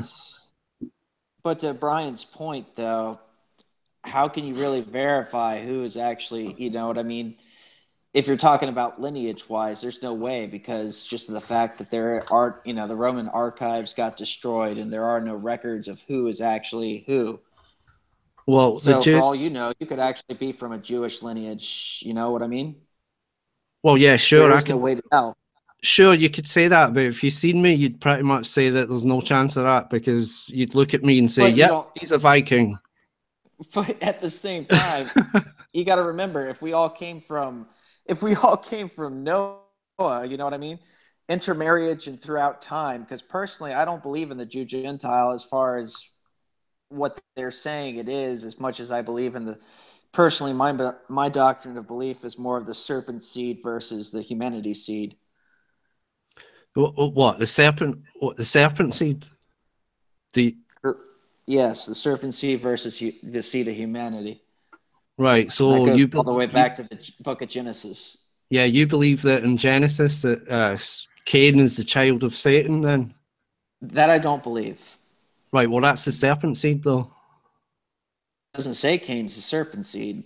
No, I know it doesn't say that. I know, but that's what people believe. That if they believe that's what some people believe, but I don't believe Cain was the serpent seed. Right. So where does your serpent seed come in it then? The Nephilim. The Nephilim. Right. Okay. I believe that's actually the serpent seed. Right. And you can cross-reference that. You can cross-reference that with the book of Job. No, yeah, I understand what you're saying. It's just I thought you were referring to what's commonly known as the serpent seed back in Genesis 3, But you're talking about Nephilim in Genesis 6 versus the line of Seth, right? Yeah, I follow you. Yeah. So if either of you guys looked into the sorry, I'll stop screen sharing this for a second. Either of you guys looked into the Rh negative blood thing? Like, I just came across on that. I have no idea what to make of it. You're talking about that certain group of people that were found in that one area of the world, correct? No, I saw a video by, I think it was Fearless One, which is one of the anonymous accounts that I watch a lot of their videos of, and they were saying something along the lines of the serpent seed you're talking about, like the Nephilim one, led to people with Rh minus blood, and those people are all elites and all this stuff that was completely unverifiable. Right. I'd never heard that before, and I was like, what the hell is this all about? I don't know if either of you had heard anything about that. Well, unless I can get There's been a lot of theories. There's been a lot of theories on the Rh negative blood. Some of them would say, alien or Nephilim or part of, even, just, way back. I mean, you can go. There's a lot of theories on the Rh negative blood. I do know it's an odd. My wife has Rh negative blood, so I mean, I wouldn't say that she's very much alien or supernatural or that I know of. You know, I've inspected her pretty good over the last 20 years, and you know, she does have to, you know, if she gets pregnant, she's got to have a special shot or whatever. You know, she has baby because like there's a lack of a protein that is common in just about everybody except for people with Rh negative blood. Right, unless we can strap Nathaniel Rothschild to a table and extract his blood, I wouldn't go too far into it. Right. Yeah. I mean, it's like there's theories talking on DNA splicing, you know, things like that with Rh negative blood. But I look at Rh negative the same way I look at blue eyes. Like I have blue eyes. They say that everybody with blue eyes has a common identifier in their DNA strand leading all the way back to one single person. So basically, know, if more conspiratard nonsense being spewed out on. Yeah. Yeah, I mean, yeah, there's nothing that really backs it up because we don't have aliens to check with, and we don't have Nephilim that we know of, or fallen angels, or anybody to like compare blood with. Right. You know, so whoever decided to say this originally said it with zero factual data. They actually started straight from a theory, you know. So there was no process to it whatsoever. If you don't have an entire panel of things to test with, if you're seriously going to tell me that Rh negative blood comes from a specific lineage, you have to have that original lineage to test with, right?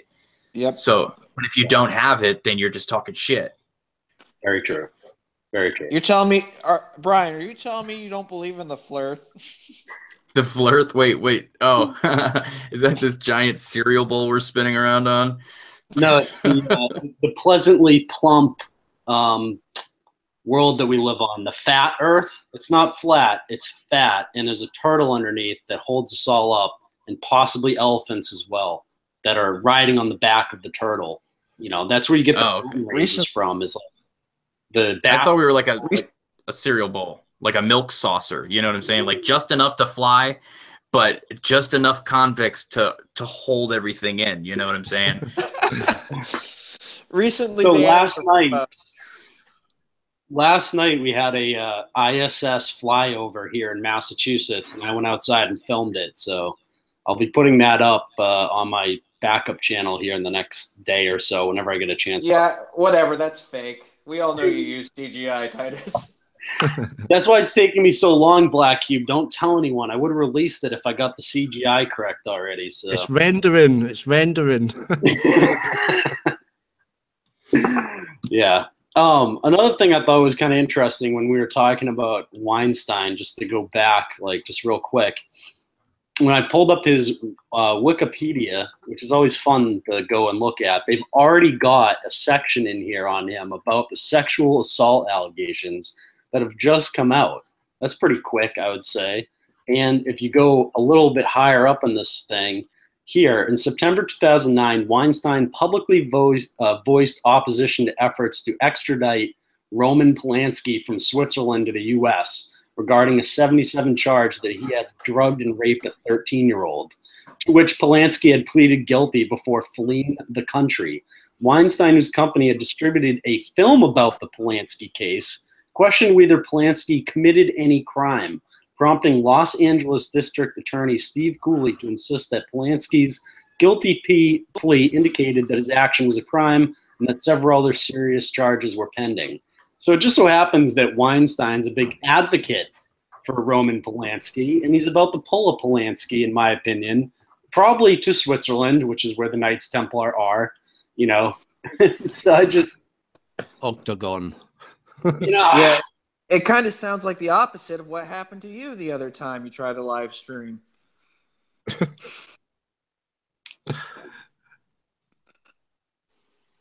So, I mean, it's just amazing, like, when you go through these connections and just, like, how obvious it is. Like, this guy must have been, like we're all saying, the fall guy.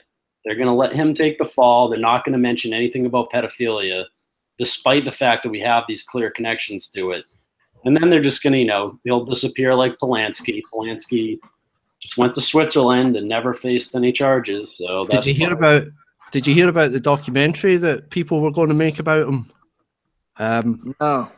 It's called what was it? Unauthorized. Weinstein Unauthorized, right? And the company that was making it were trying to get Harvey Weinstein to like do an interview for this documentary that they were making on their, off their own back, basically.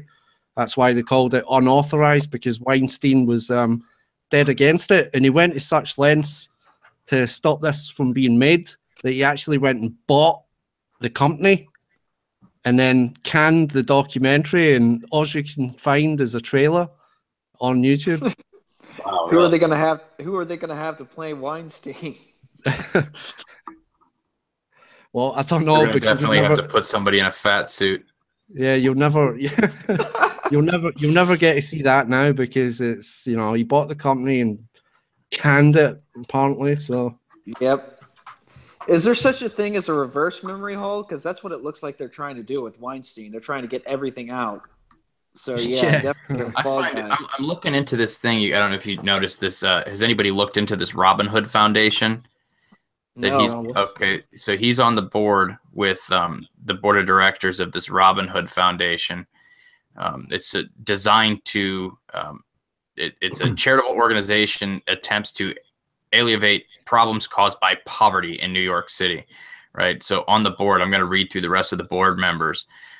Diane Sawyer, Marie Jose Kravis, Lloyd Blankenfein from Goldman Sachs, and obviously Harvey Weinstein, a couple people from Lehman Brothers, and then Gwyneth Paltrow. And what caught me was the fact that Gwyneth Paltrow just came out and said that Harvey Weinstein, fondled her, he pleasured himself in front of her, like he had her trapped in the corner while he yanked his wanker. And so but they're on the board of the Robin Hood Foundation together.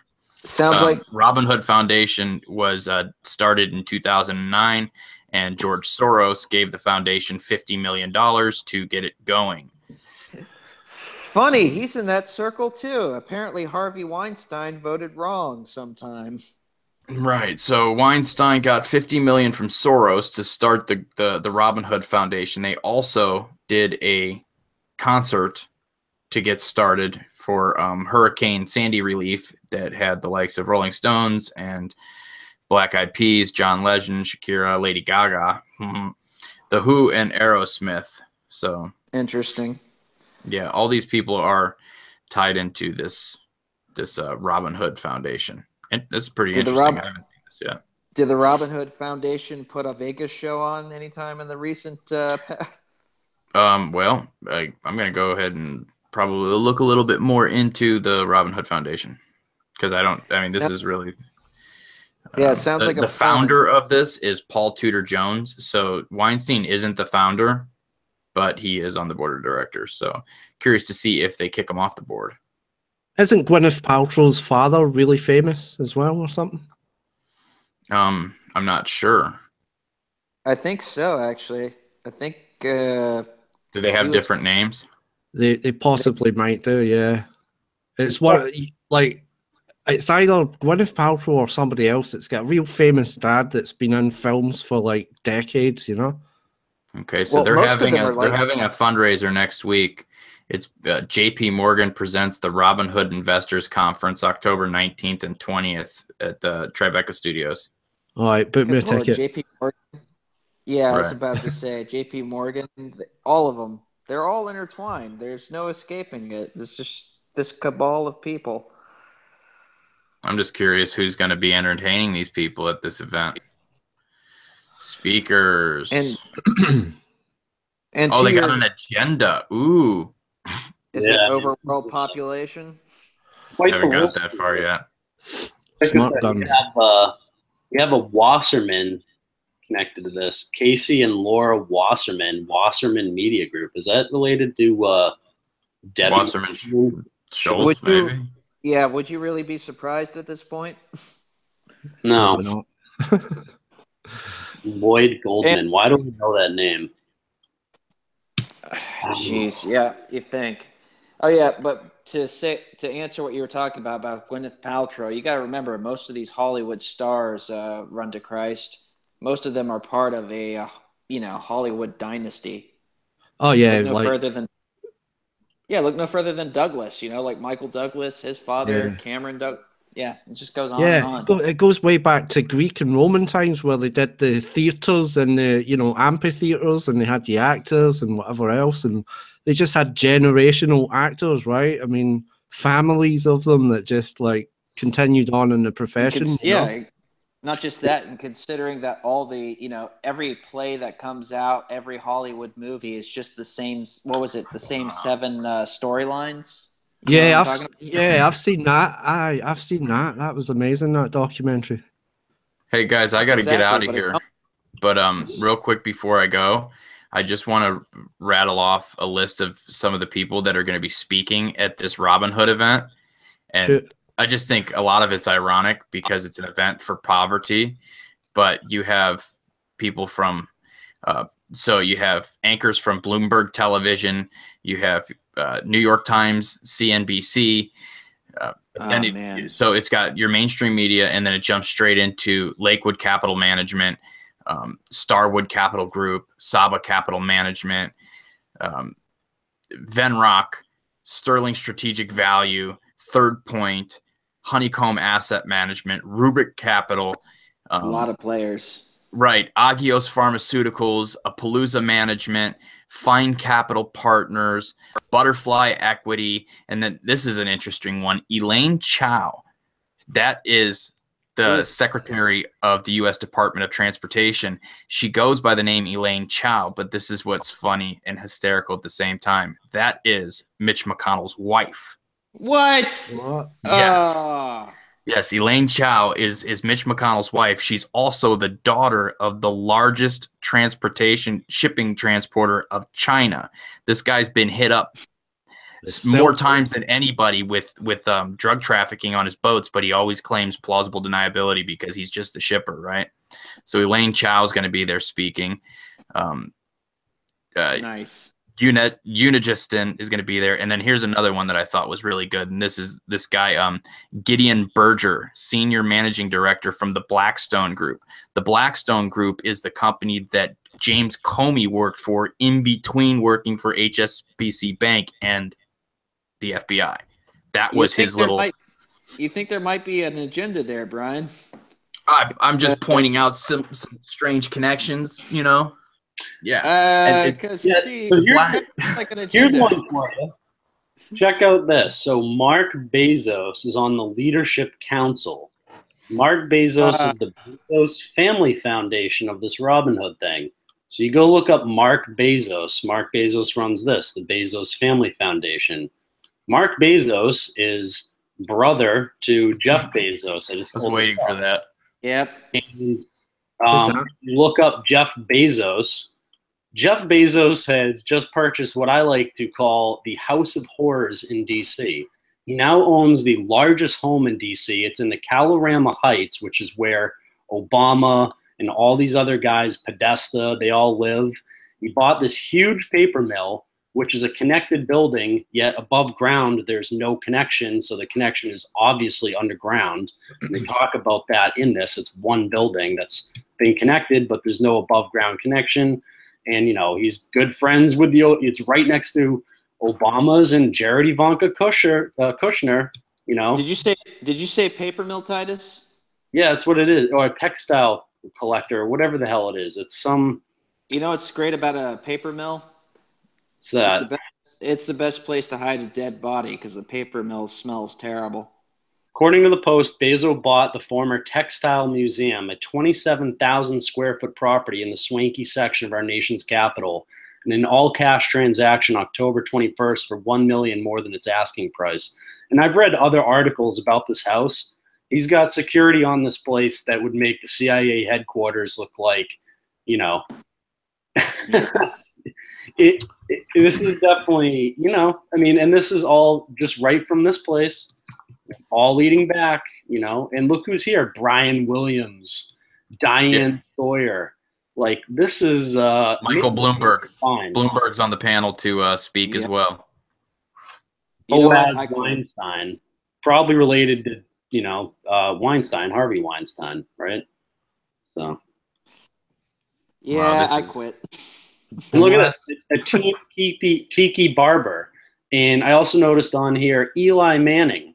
So, you know, who's to say all this, you know, kneeling crap that's been going on, getting everyone fighting with one another, isn't just a distraction from really serious stuff like this?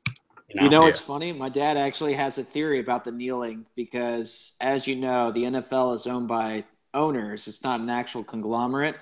But he thinks that the people pushing and my dad's not a conspiracy nut, mind you, but he thinks that the people pushing, because ABC and the networks pay the NFL, so he thinks that the networks are pushing the people to start kneeling so that the ratings go low, so they don't have to pay as much. And I said, hey, welcome to my world. Right?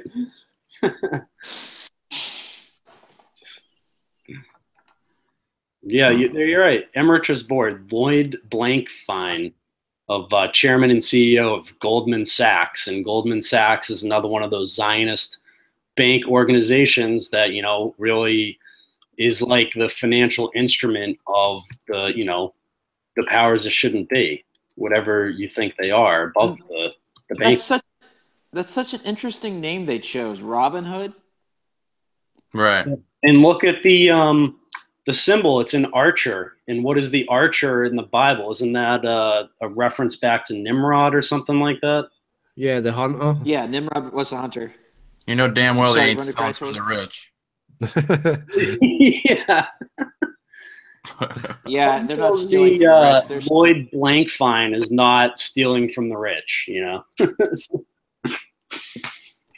Well, it's the All rich. right, guys, I'm out of here, man. I've stuck around longer I should tonight. I didn't realize it's about midnight, so nice meeting you, man. Yeah, it's good talking to everybody on the panel tonight. Titus, thanks for the invite. I'll holler at you guys later. Yeah, take care. Thank you so much, Brian. Obviously, found some new rabbit holes to travel down here, I guess. Yeah, right. That's what happens. You put a couple people in a room, we start digging. Yeah. It's this for everybody watching, like, what are they doing? This is active investigating. You know, this is what happens. Sometimes it's slow and then boom, you got something really cool happens. You know, it's like, oh, we found something. It's called using your brain. Right. Yeah. So appreciate everybody coming along for the journey, and until next time, I'll talk to y'all later. Cool, brother. See you later. God bless you. I see call to the uprisings in the chat, so I'm going to try to ask him if he wants to join. Maybe I'll send him a DM with the link real quick. You know, because, I mean, he's been censored like crazy as well recently, and, you know, he just put up a video about, I don't know if you guys have run into this ABC Christian 2 or whatever the hell his name is, but he's, you know. Yeah, I've seen him around. Who are we talking about? ABC Christian. Oh, yeah.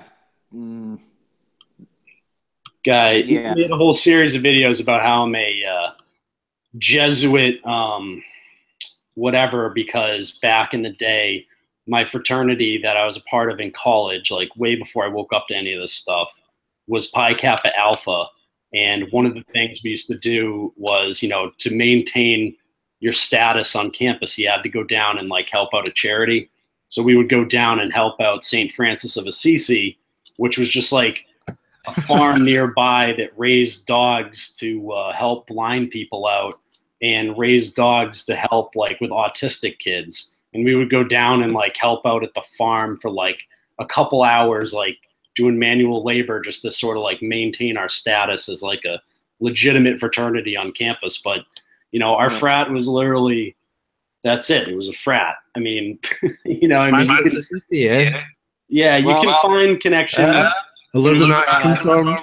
Yeah, I mean, he found connections from Pi Kappa Alpha up to the Odd Fellows.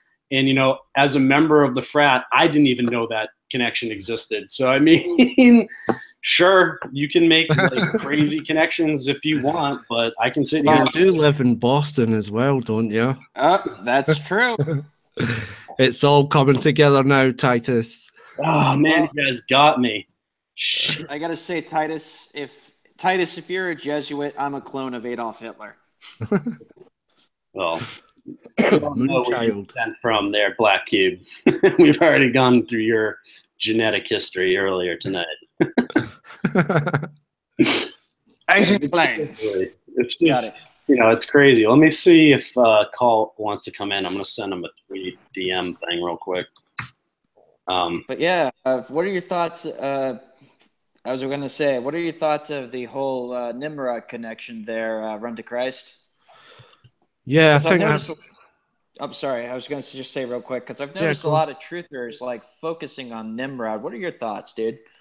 Well, I think it's because they rightly so as well. He's a kind of archetype or a prototype for the Antichrist. You know, he's like I don't know, like he fits the characteristics of a world ruler. You know, and the whole hunter thing that ties in quite well with pagans and witches. They all believe in the hunter god and goddess. And they're always seen with a bow and arrow and things like that, right? I mean, a bow and arrow was probably, one of the first hunting weapons, that and a spear, So right. So you're making the connection to like the Greek goddess Diana and stuff like that, right? Yeah. The Green Man and all that. It goes way back. I did a video on it. I'm sure you've probably seen it. I believe so, yeah. Yeah, Whispers of the Old Gods, and I think I renamed it for a later edit. I don't know, but yeah, I go into that, and it goes way back in history. So I really enjoy the videos that have been made recently on the whole Archer Antichrist thing. Right. Theophilus did one on it, and Round Satan's Eye did another one. Both really good videos. Check them out. Yep, big fan of Round Saturn's Eye. Big fan of yours too, by the way. Thanks, man. He's in the chat as well. Hello, man. How you doing, bro? Is that actually RSC? Yeah.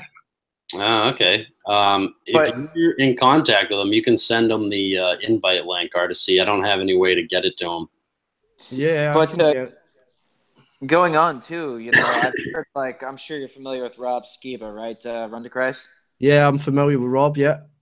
What are your thoughts on what? Yeah, I know he is a little bit of a flirter, but at the same time, what do you think of his theory that Nimrod could actually? I understand the Antichrist prototype, but do you think that Nimrod could be like a resurrected Antichrist? What are your thoughts on that?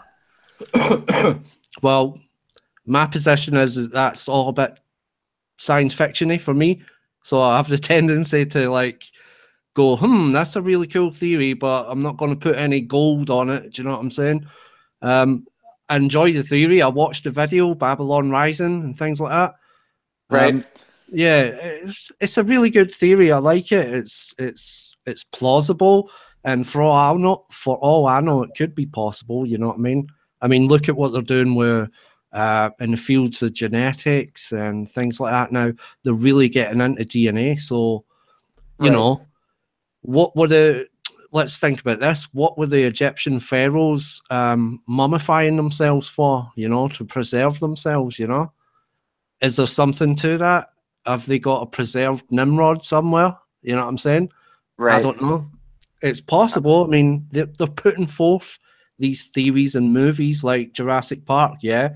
They found a little bit of dinosaur blood and some amber, and then they can reconstruct dinosaurs and whatever, Sounds crazy, you know what I mean? But did you see that article just came out about how they can? They actually now have the ability to reanimate a woolly mammoth. Yep. Oh, is that with this? Is that CRISPR thing, the gene editor? Is that no, let me see.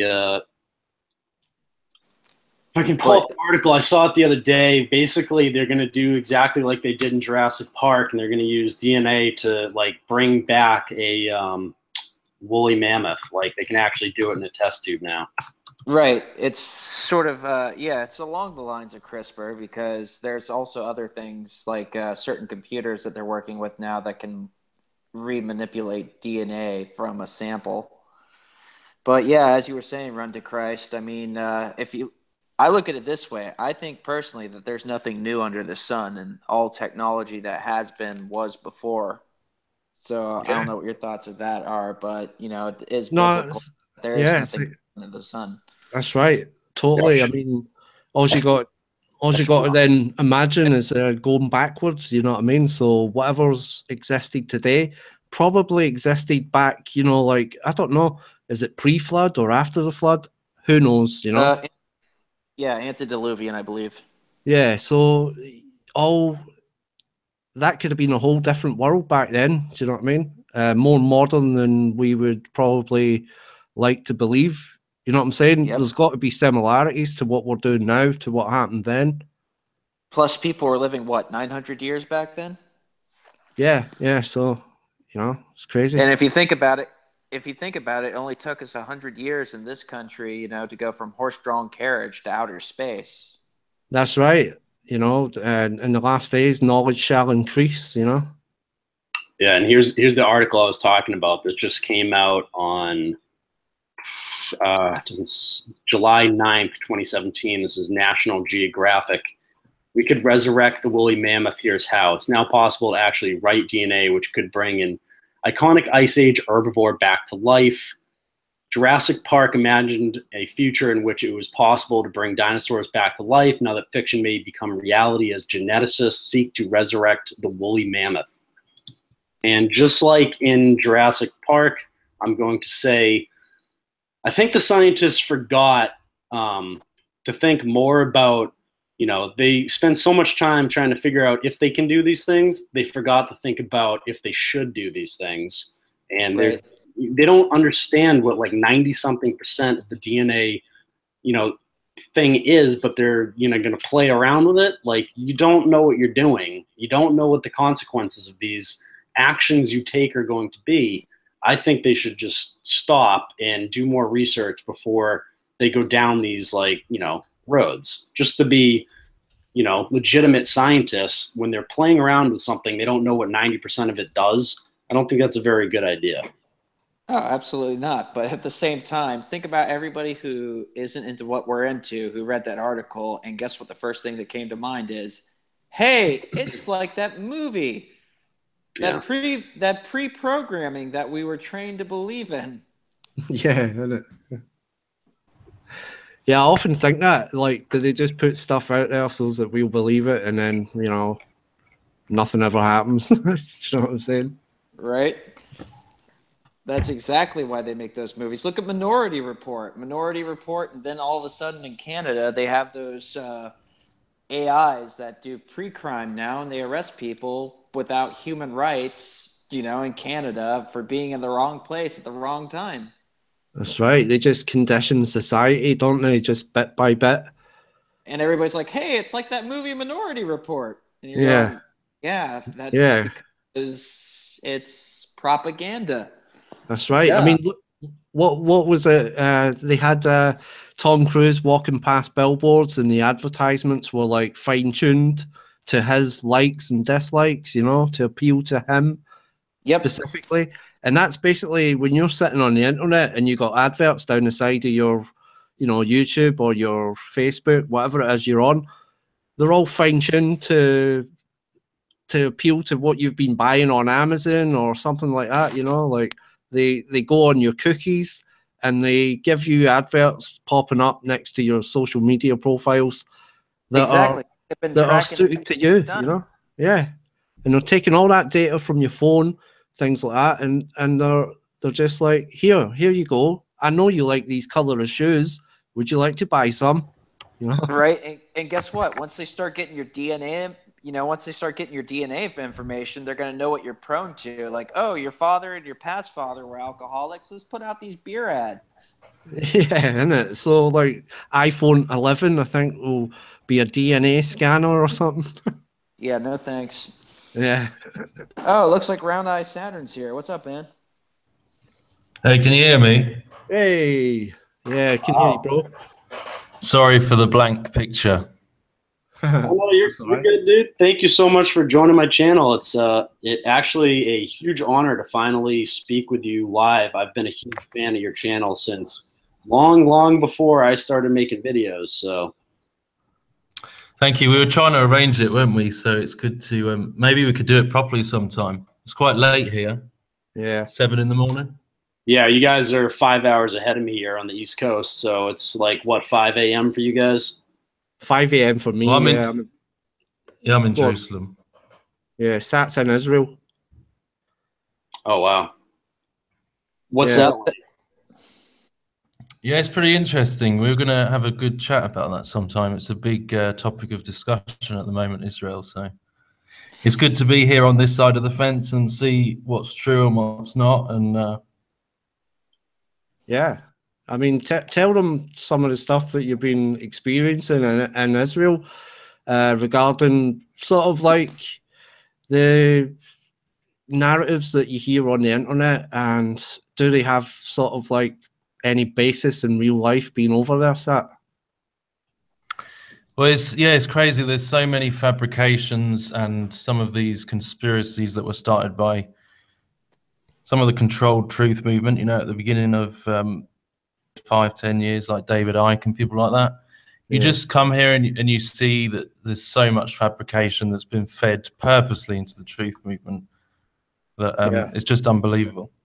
Yeah, and you've did quite a few videos now, haven't you, while you've been over there? Yeah, I'm just in the process of making more and hoping, you know, just keeping doing small documentaries and kind of showing things for how they are on the RSC channel. And to be fair, too, with David Icke, you've got a guy who's talking about reptilians controlling the world. So yeah, when it comes to the monetary system, he's spot on. But when it comes to the reptilian part, you got to wonder. Yeah, I don't remember reading that in the Bible.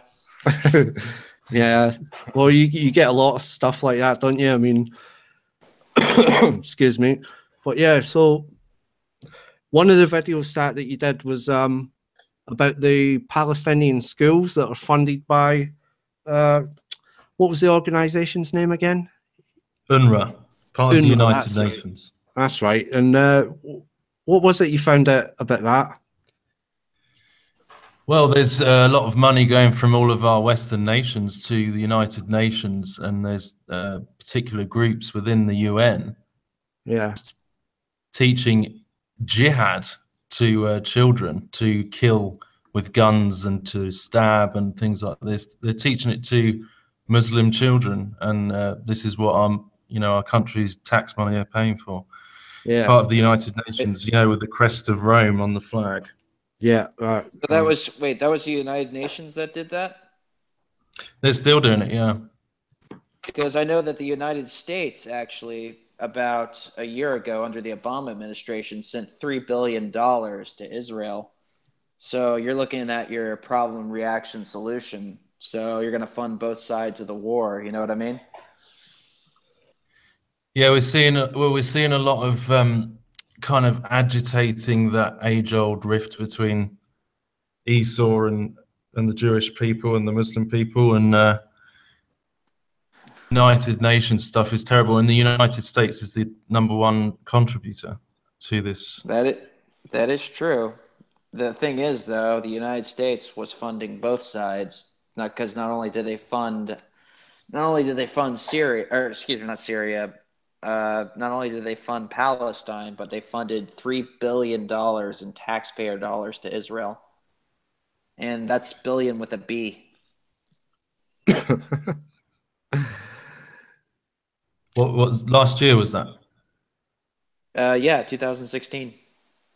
Because I did hear one. I've heard some stories about what Obama did here. Some quite sort of underhanded things, like, for example, there were these new jets that he was giving to Israel, but it had like a switch that could be flicked while they were in mid-flight, and he would have full control when they went to war and could just literally flick off the technology within the planes and make them crash, for example.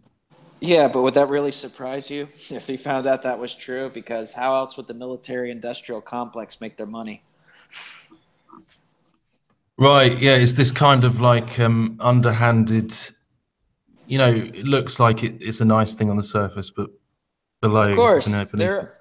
As I've said, you've read, I'm sure, I mentioned it earlier, I'm sure you've read the works of Albert Pike. You know, there is no pro-Muslim side and there is no pro-Judaism side. There is the war, and that's what it's going to be. And it's going to, and his writings over 200 years ago said that it was going to basically be the anti-Semites versus the Semites, and that's how the New World religion would come to be. Well, we're certainly seeing that agitation of the, you know, the offspring of Esau and Ishmael. And it's on both sides, though. So, you know, it's just being agitated by an outside force. I just want to real quick acknowledge welcome to the chat, call for an uprising. And I just want to send a quick thank you for your video response to that ABC2 Christian character who's been making all types of slanderous videos about basically every one of us here in this thing. Black Cube, once you break like 2,000 subscribers, he'll come after you too. But I know he's made videos about probably every one of us at this point. So thanks for making that response video. Well, my goal is to stay under 500. Oh, there's no need to thank. It's excessive compulsive which he deals. You know, it's all together in a network. So it's nice to finally meet everybody that we're all network. So Titus, this is I think the second time talk. I think once we talked on Jeff. I've never talked to Round Saturday. Run to Christ. We've talked before. And hold on. I know this. Black Cube. I know you. We've all we're in a network. It's a huge network. It's a huge conspiracy here. So it's great that we're all together finally on the air to talk about how we've been all working behind the scenes to talk to, hold on. How many people are listening right now? 45 people. We've been working on this for weeks to get to 45 people to reach this massive conspiracy of, you know, all these things that we're all accused of. But long story short, yeah, you know, the stuff with your wife and stuff is just off limits. I'm old school Italian, so I don't like people talking about anyone else's wife, family, kids. To me, it's total bullshit. And it's kind of a week, Titus, where I'm running into handling a lot of family business myself. So yeah, and I've run into. I don't really want to get into this on the air. We should talk about it off air. I'm handling some business this week, so people are going to see some of these channels fastly die off and be humiliated and embarrassed. You know, ABC, he's like, why is he going after me? You know, oh, you could just attack and make fun of people and talk about their wives and stuff for weeks on end and expect nothing, no receipt. Another guy, Sonny Cardona, one of the boringest, worst channels, copycat channels on the planet. I know the rest of you guys don't want to be involved with this, so I'm just going to run them off real fast, and then you guys can go and continue the topic, and we'll go there. And then going to run down and probably take a giant crap on Biggest Reason channel, another guy who sends some threats over to my channel, a guy who just steals content and does nothing. So these channels, I'm handling all family business this week, just like, you know, the Godfather here. I was going to say Italian family business, huh? I'm handling all of it. I've had enough of the, you know, being bothered. You know, I've shown my channels being, you know, harassed and bothered and stuff, and then they kind of try to throw it back. Like, oh, you monetize. You shouldn't have monetized. You scrub toilets instead. It's like, well, we actually do work. I mean, you know, books, research, videos. You know how long it takes? I mean, I do 2 to 3 a day. You know, I don't know about some of these other guys. But it takes a long time to do it. It takes a lot of work, and the goal for me is to get people to pick up their Bible. And if you don't believe in that, and you're someone who's just a truther, believes, you know, in this whole conspiracy of the government, that's fine. But you know, there's a lot that goes into it. So a lot of these assholes need to be shut up. And I'm not interested in people poking me with a stick. I'd rather deck them with a fist. So I will say, Call, you've been one of the best people to expose the Satanic Order, especially how you show repetition. So that's I appreciate that. Thank you. My hat's off to you for that, dude. Thank you, brother. Appreciate it. Well, we all do different work. You know, that's the thing. It's like if I did the same stuff that Titus did every day, or the same stuff that Run to Christ did every day, or the same stuff that anyone did every day. You know, it's like even if you lay low and you go like, all right, you know, let's talk about musicians. Let's talk about repetition in TV. Let's talk about repetition here. Like, let's talk about the agenda in Las Vegas. Like, it all matters. You know, it's like everybody should just be supporting each other, saying, okay, everybody's supporting, you know, one another, looking at all this stuff as what it is. It's all fake. It's all crap. It's all lies. It's all bullshit. And instead, like most of us deal with, which the subscribers and listeners don't know, is that you deal with so much harassment and so much stalking and sickness. And that's why, you know, Titus never says anything, but like, you know, you got a guy talking about his wife and his child. Like that is beyond yeah. It's nobody's business. I don't care what your wife did. I don't care where she worked. I don't care it's nobody's business at all. And you know, there's people who are like, oh, it means that you're a shill or you're a this or you're a that. I mean, like, you don't think people that get on the show like The Bachelor, like they get on there and like they have to sign a death oath to be on the show, where they're all of a sudden they're Satanists because they're on the show, because they're just a contestant on the show and they're on a TV screen, you know? Like these people make it seem like people like Titus and everybody and myself and everybody else, like, oh, they've got these connections to the Illuminati because they're connected to MTV or they're connected to ABC. It's like, calm down, shut up, and you know, just because you scoop crap out of a toilet bowl for a living, you know, you have no right to talk about somebody else's wife or their child. So yeah, well, you know, I'm not an easy target for them to go after, but my fiance, who used to work in entertainment, is, because she was a reality TV star. So they don't attack the information I present. They use ad hominem attacks to go after her. And Round Saturn's Eye, I saw all types of people attack him because he came out of the entertainment industry as well. But what these people don't understand is, like, even me, like, I put my job at jeopardy by making these videos. And, you know, we're not doing this because of any other reason than, you know, and my personal ambition is to bring as many people to Christ as possible, because I see the evil in this world. And at this point, it's a moral obligation to tell others around me about the solution, which is Jesus Christ. And I know pretty much all of you feel the same way. Well, Titus, me and you, are you saying that we don't have some type of secret network together since we've never talked to each other? And by the way, you know, I've grown up a diehard Yankees fan. I love the hat on your head. It must be hard to deal with, even though the Yanks are down 2-0. But you know, we're best of friends on the planet because we've talked never. Have me and you ever talked alone? Never. You know, and people act like that, like, you know, jumping on a show. They're like, well, why aren't I on the show? It's like, you would have a guy like ABC Christian on your show if the guy wasn't such a douchebag. You know, I've seen you have live shows before. You've had people on and you've been like, yeah, no, you can come on. I've done the same thing. I've done live shows. I've had people with no subs come on my show and just talk to me, and they've been cool. And then after a while, they've got ridiculous because they've wanted to, like, you know, to be on every show and, you know, some crazy stuff, right? You know, but they're the ones who are really looking for this stuff, this fame, this attention, you know, it's just insane. It's weird how it all works out, but like, people don't understand who look at it. They're like, oh yeah, these guys are they're all networking. It's like, I would no problem talking to some of these guys. They're insane. I told Sonny Cardona, who's probably the biggest show on YouTube, he can come on my channel. He's like, I'll come on only if you show your face. It's like, oh, okay. Great. Okay, so I have to show my face for you. It should be a privilege for you to come on. You're a joke. You know, you have no credibility. So, and don't forget, please subscribe. Right? Oh, please subscribe. He's the biggest. I mean, he's not even worth breathing on. Or spitting on. He's such a joke.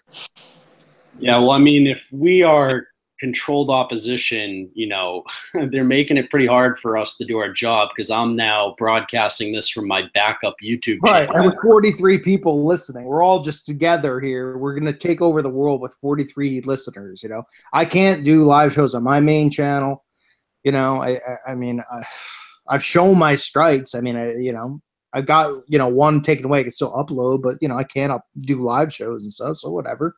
But people are insane, and it's insane that there's like Christians who listen to them and they're like, they're teaching the truth because they feel like they're going against the grain in some sense. And those people are just mentally so sick. Like, I can't imagine on Judgment Day what's going to happen to some of those people. Yeah, I try not to think about that because that's kind of a scary thought. Well, I think about it because sometimes I think to myself, you know, enduring stuff like this, like I'm not saying like these guys don't deserve heaven, you know, or whatever. I don't know what they feel in their hearts, but like I want one punch to the face, you know, for them to feel it.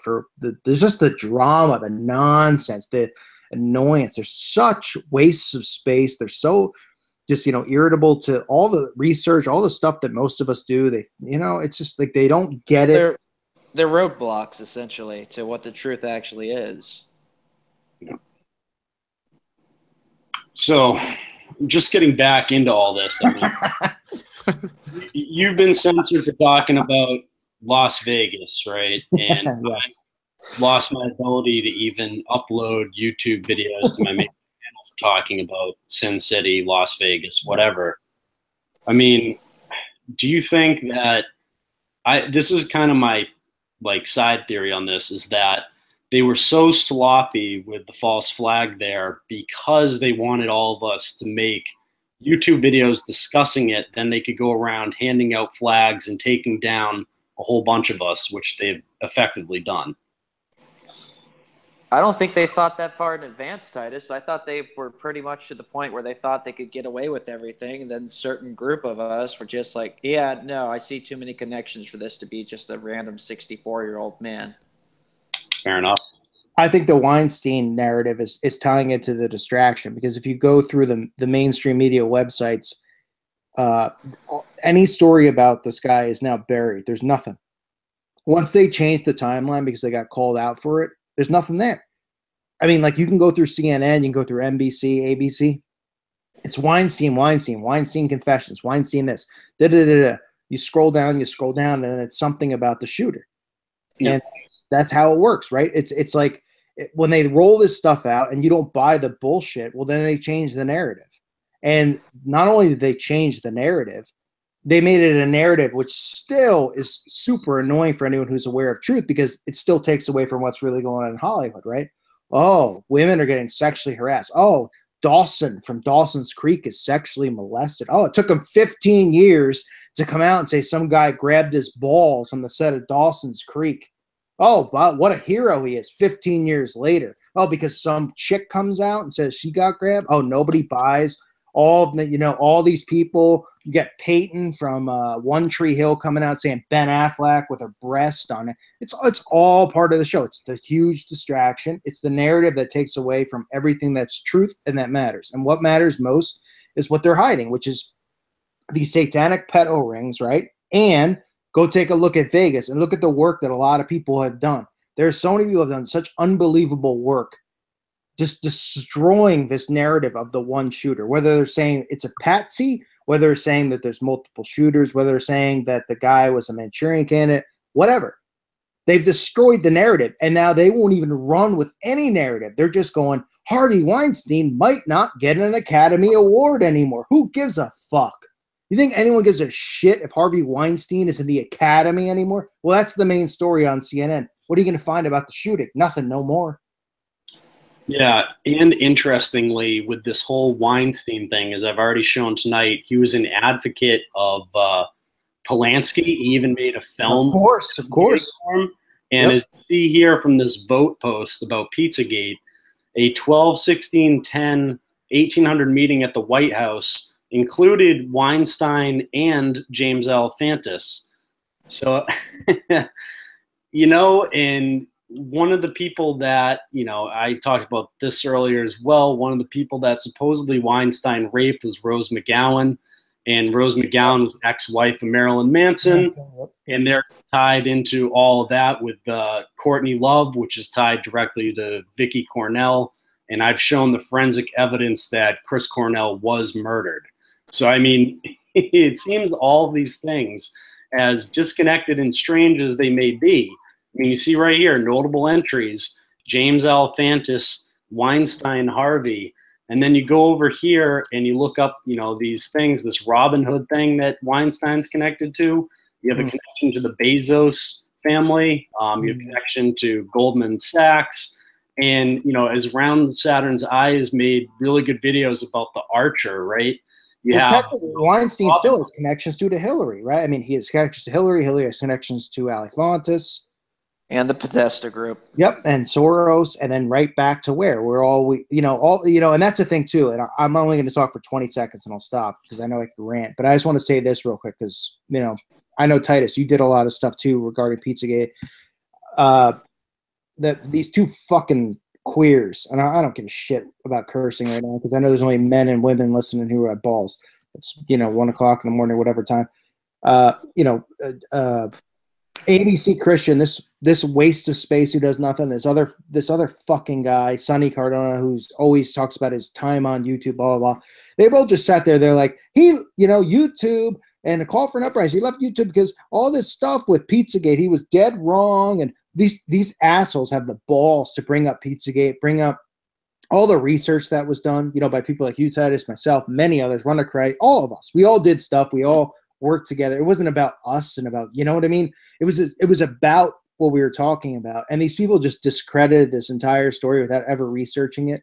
And I'll never, ever, ever look at any of these channels differently who went out of their way just because all of a sudden there was a fake shooter to be like, oh, they wanted this from the get-go. Oh, right, because they couldn't create a diversion and have a fake shooter and this whole fake narrative there. Just to go, no, it's all dismissed. It's all made up. They made it up for years. Ali Fontes was posting pictures of children's asses in grown-ups' faces since 2008. Oh, it was all made up. These guys, to me, are the scum of the earth. They don't deserve to have channels. They don't deserve to have a voice, and they deserve to get their asses kicked. I'm telling you that right now.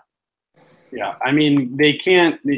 I got in an argument with Dan Dix about this down at Bilderberg because he thinks Pizzagate's a bunch of bullshit, basically.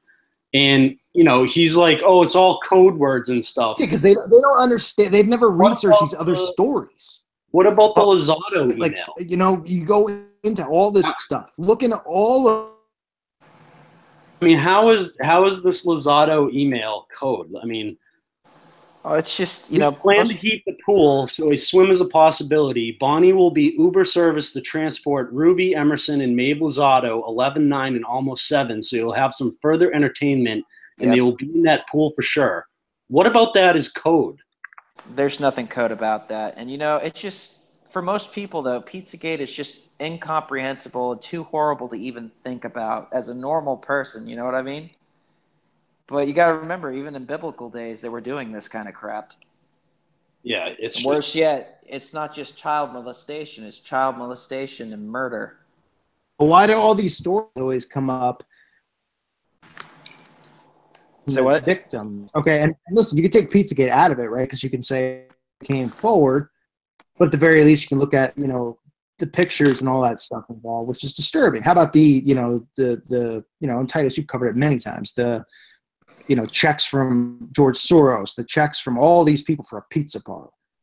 But the stories, even if you look at the Panic, which, you've been under attack too from these losers at the Satanic Temple, the Pigman Eye. I actually have a police report filed against them with the Salem Police Department because you should tell me that. I harassed my family.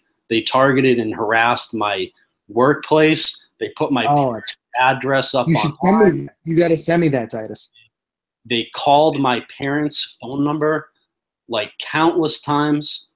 So if they interact with me anymore, it's going to be added to the police report. And if they continue, I will press charges against them. I have multiple police reports should be using. I'm hoping with Halloween I have it. They're not a news station again. They're never getting. I have members who file police reports with people who their IP address. They just did, the basic stalking. Link back them, members of the temple who were mothers that they would rape and screw their kids and kill their kids and all this stuff. And I documented what they did to you, openly on Twitter. I saw all that stuff. I documented that. Multiple police reports. So I'm going to be going to Fox News. I'm going to be going all over the place. And just this pathetic excuse. I have no problem. You're breaking up. In fame or Hey, Call, you're breaking up big time. Either I think you got your bandwidth is being lowered by YouTube, probably, dude. Sounded like a Decepticon. Yeah. Try to like exit and come back in on the same link. See if that fixes it. So I don't know. I don't know if any of you guys like are to see Round Sound and Desire Black Hue, if you've ever run into any like, you know, of that type of stuff on here. But I mean, what do you guys think with this sort of this bigger picture thing of like, you know, we haven't really gone back over it since RC and Call came in here, but like this whole idea that the Vatican is actually like near the very top, and they're sort of setting up the Zionists to take the fall along with the financial system. You know, do you think that's a possibility with this whole war between Israel and Iran that seems to be ramping up, and all these other types of things, all this, you know, Jew World Order stuff they push to the top of the view counts? And also, I found kind of an interesting tie into that, which is when I go and I look at like the flat earth channels, the channels that promote that, I noticed a shocking amount of missing information about the Jesuit Order on all of those channels. Do you think there possibly could be some tie-in between the flat earth thing and the Jesuits? Yes. Yeah, definitely. I think the flat earth is definitely a Jesuit psyop operation. Absolutely. In my research, like quite a few years ago, I came up with this thing that ancient Romans used to carry around these small flat discs, and they were like maps of the empire, you know. And for the life of me, since finding that, I can't find it again, and I've been trying to find the exact website that I read that on, and it's just disappeared from the internet. And this was around the time where flat earth was just starting to explode, and I was looking into where flat earth sort of like originated, how far back does it actually go? And I came up with these Romans that used to have these flat earth type looking discs for maps, you know? And I was like, wow, that's pretty mad, you know what I mean? And I can't find it ever since. It's been wiped or something down the memory hole. What pisses me off the most about the flat earth thing is they're trying to push a Christian narrative to the truthers. Yeah. They're trying to say, you know, that's what pisses me off the most. And they're trying to say, oh, well, flat earth is what shows us how God is great. I'm like, okay, biblically, I can prove you wrong on all the points of the flat earth. Because first of all, it says that God sits on the circle of the earth. And then people are like, oh, well, the circle's a disc. I'm like, okay, but in the book of Job, it has 4 corners. So how do you explain that? Yeah. So the only way to explain the circle and the 4 corners is a tetrahedron in mathematics, and that would be the core of the earth. That would imply that a tetrahedron can only be encompassed in the globe. So, you know, it's just another way to discredit Christianity, in my opinion. That's what the flat earth is. Oh yeah, I totally agree with that. It's definitely a psyop to discredit the Bible. Go on, Sat, you saying something? No, just that's always their goal, isn't it? They pose as Christians, they're not really Christians, and they're bringing shame on the Protestants all the time. They're trying to undermine doctrine, wash out the church, you know, wash out the Bible versions. It's just more on Christianity. Yeah, I've noticed that there seems to be an increasing hostility towards what the Reformation and the Protestants, you know. Like Christians are sort of like going, the Protestant reformers, like, we should just forget about what they believed and what they did, you know, because they're trying to make out that, you know, all Protestant theology is just wrong.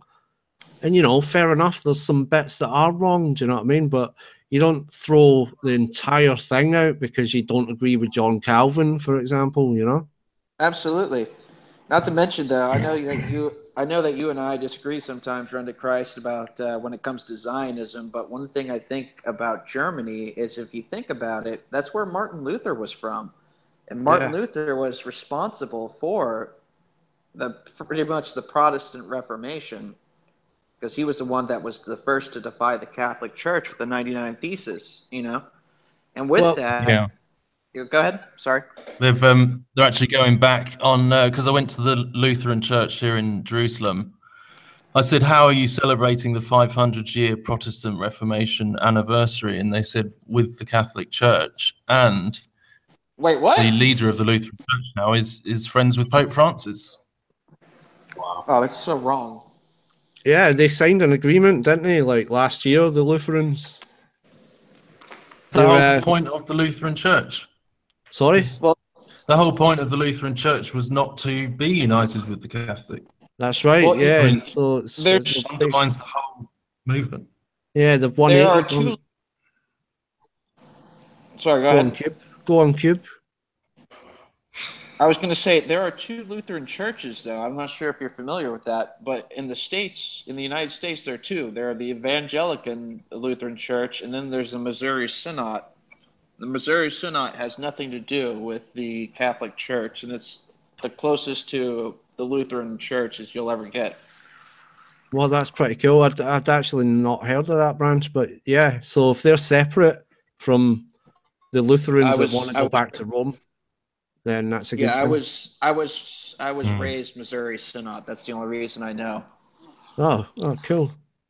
So how did the Protestants working with the Jesuits now possibly get past this, which is the Jesuit oath, which states, you know, make and wage relentless war secretly or openly against all heretics, Protestants, and liberals. I mean, you read on into this thing, and it talks about, you know, rip up the stomachs and wombs of their women and crush their infants' heads against the walls in order to annihilate forever their execrable race. I mean, and it goes on to say, you know, I will do everything, you know, as at any time may be directed so by any agent of the Pope or superior of the Brotherhood of the Holy Faith of the Society of Jesus. Interestingly, I think that's funny. Yeah, I think that's funny how they could even think Jesus would, you know, allow any of that to even happen. Yeah, and you see, like, you know, we have abortion centers all over the place. You know, isn't that exactly, you know, rip up the stomachs and wombs of their women? I mean, call for an uprising. I'll tell you about that. Let's not forget the fact that they mentioned liberals there in that oath. You know, like, you know, it's like that's all you see today is like the liberal left is like having a hissy fit because Trump's elected and all this other stuff. You know. Everybody gets the bullet. Yeah, exactly. You know, and you asked how does that work? Well, you know, Rome is always smiling at you. You know, Rome is always trying to be your friend, and if you fall for it, you'll find out the hard way that Rome never changes. You know, they don't change, and they're still on the quest to destroy the Protestant Reformation. Still. Absolutely. And how they're doing it is by agreeing with their enemies, and that's how they've done it for, well, millennia. You know, pagan Rome did it. They get rid of their enemies by giving them what they want. Do you know what I'm saying? We've got this whole counterfeit Reformation going on as well with the New Apostolic Reformation in the Charismatic Church, which seems to be like a purposeful, you know, this kingdom theology, building a new world of Christianity on the earth right now. Have you heard much about that? Yeah, the Charismatic Church. Have you ever, around Saturday night, have you ever heard of Walter Vaith? Yes. Have you seen his documentary on Strange Fire? Because that talks exactly about the Charismatic Church and basically the usurpation of the Jesuit Order and the Jesuits using the Masons to infiltrate the church. Mm-hmm. Yeah, I've seen it. I haven't actually seen that, but I have. Yeah. I'll send you a link. That's definitely a great one. Walter Vaith is one of my favorites. Yeah, I would go as far as saying as the apostate Protestants as the false prophet, you know, leading people back to Rome. And it all goes back to the Babylonian system or the mystery cult. Yeah, that's right. That's why the written on our head is Mystery Babylon. You know, that's it. Exactly. Goes back to there. Because all roads lead to Rome, but Rome is just the gateway for Babylon. Yeah. And that's why when we were talking earlier about Nimrod, you got to remember he was the one who actually constructed the Tower of Babel, the first one world society, if you think about it. Yeah, exactly. That's why I think he's a good archetype for Antichrist. When this is what this ties into that dominion theology, which seems to come from Rome, of taking over the world, and it's actually just establishing the New World Order, but under the guise of Christianity again. Well, that's right. They always use it as a veil, you know. But do you think the one world? Oh, sorry. Go ahead. No. Continue, man. Continue. I was just going to ask both of you if you guys think that the one world religion is going to be a veil of Christianity, or do you think it's just going to be like a conglomerate of all world religions? What do you think? Good question. Well, personally, I think it's going to be sort of like a synthesis of all the others, you know. I think they're going to retain a sort of like Christian identity in some sort of way, but kind of like the emerging church is changing things, you know. I think what's basically going to happen is they're going to just mash them all together until they're all one, you know, and it's like this big synthesis of a little bit of here, a little bit of that, a little bit of Buddhism, you know. But these are essentially the same gods when they're the false gods of Babylon, because they all link back to Egypt and Babylon. So all of these false religions kind of have something in common. And all those religions, if you look at it, they're all works based. Yeah. Christianity is the only religion in the world that's actually. Yeah, that's a good point, man. Yeah, and interestingly, when I went back and watched the documentary by James Corbett on the dancing Israelis on 9/11, he says in that it's almost like they wanted to be seen. Like, you know, they were dancing around, filming the event. And it's interesting to me that, like, one of the things that seemingly no one, except for I know Round Saturn's Eye has done a video on this, or a couple of them, and I've done a couple on this, is this IXXI thing. And I heard a conversation earlier today on ODD TV's channel, and they were talking about how the double X is like a Zionist thing. And I'm sitting there like listening, being like, no, it's IXXI, and it's a Jesuit symbol. And I don't know what your guys' take is on the whole 9/11 thing, if you ever found any connection other than the symbolic connection between, you know, what took place that day and the Vatican itself. Gentlemen? Go on, Sat, you know about this XXI thing. I'm just going to look for this article, which I'll send you, Titus, on IXXI on an ancient Jesuit building. So continue the conversation. I will say, a call for an uprising. You did actually mention a while back that X is the symbol for Antichrist, if I'm not mistaken, correct? Yes, correct. Am I back on the air? Yes, you are. Yeah. Oh, you hear me? Okay. Sorry, that was my internet connection. Must have been a coincidence. No, I think I just have really shitty internet. But yeah, no, the X is a symbol for transformation and for the Antichrist. And that's why you see a lot of – it has multiple meanings. I mean, a lot of the symbols do have multiple meanings, but you'll see athletes throw up the X, right? It's not because they're going, hey, I love the number 10. 10 is great. Love X's. You know, get an X tattooed on my ass. You know, it's an occultic symbol. It's just like the pentagram. And I tell people this all the time. When you watch athletes, musicians, and actors, look for a star on their arm. You know, and people go, oh, you're out of your mind. No, you want to bet? You want to bet why they have that on it? They think that that means wealth, prosperity, protection. And you'll see athletes, and you'll just be like, why would all of these people just go into a tattoo parlor and get a star tattooed on their elbow or on their forearm or on their shoulder? Right. But nobody thinks about it because they just kind of go, oh, you know, it's like if you went into a tattoo shop today, I have no tattoos, never was interested.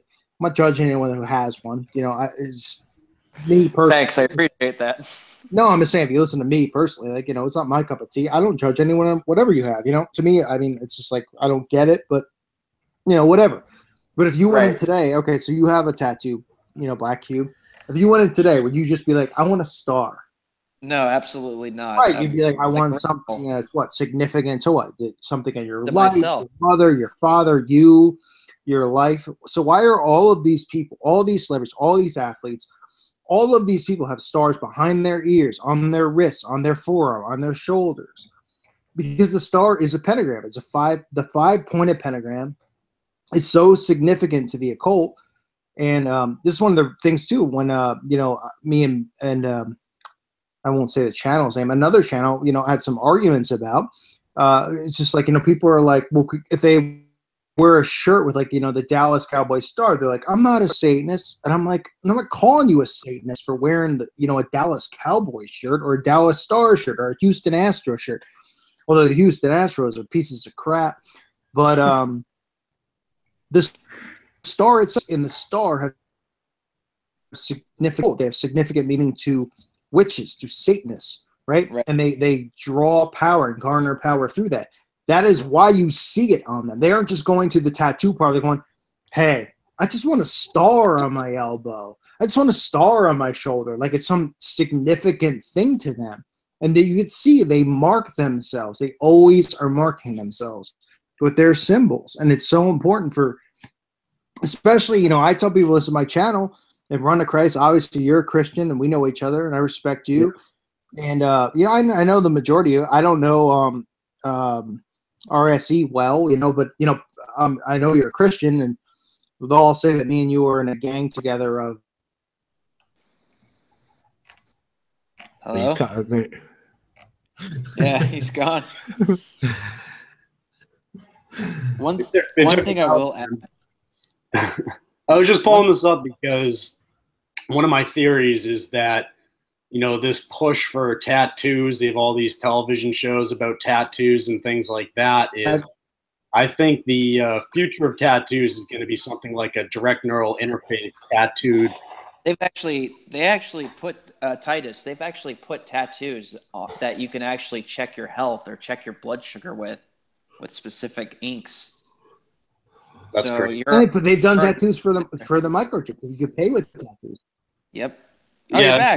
This article I pulled up is one of these like invisible RFID tattoo clamp, you know. So. Yeah, by the way, call for an uprising. Just one thing I wanted to add too. I mean, you know, when people are asking you about just regular stars, you got to remember too, witchcraft is done by intent. Most of these people do it by intent. Just the star alone is not going to. I mean, one thing that most people don't even realize is that the hexagram, which most people know as the Star of David, is one of the most satanic symbols out there. Actually, it's actually used to conjure demons in witchcraft. Yep. And people just I think believe there's two different stars. Something I was listening to Doc Markey today. Apparently, there's two different stars. What are the two different stars? Yeah. Apparently, because I always thought that too, but then apparently there's the interweaving one is different to the overlaid one. Oh, really? Right. The hexagram still, it's both, you know, the six-pointed star, and whether it's interleaving or not, it's used in both. It's about the points. It's about the points, though. Exactly. It's about, you know, and that's the thing I tell people, and that, you know, I had some issues with other channels and stuff because they're like, oh, you're crazy. I'm like, listen, I'm not trying to fight you out. I'm trying to warn people, don't mark your body with these types of symbols.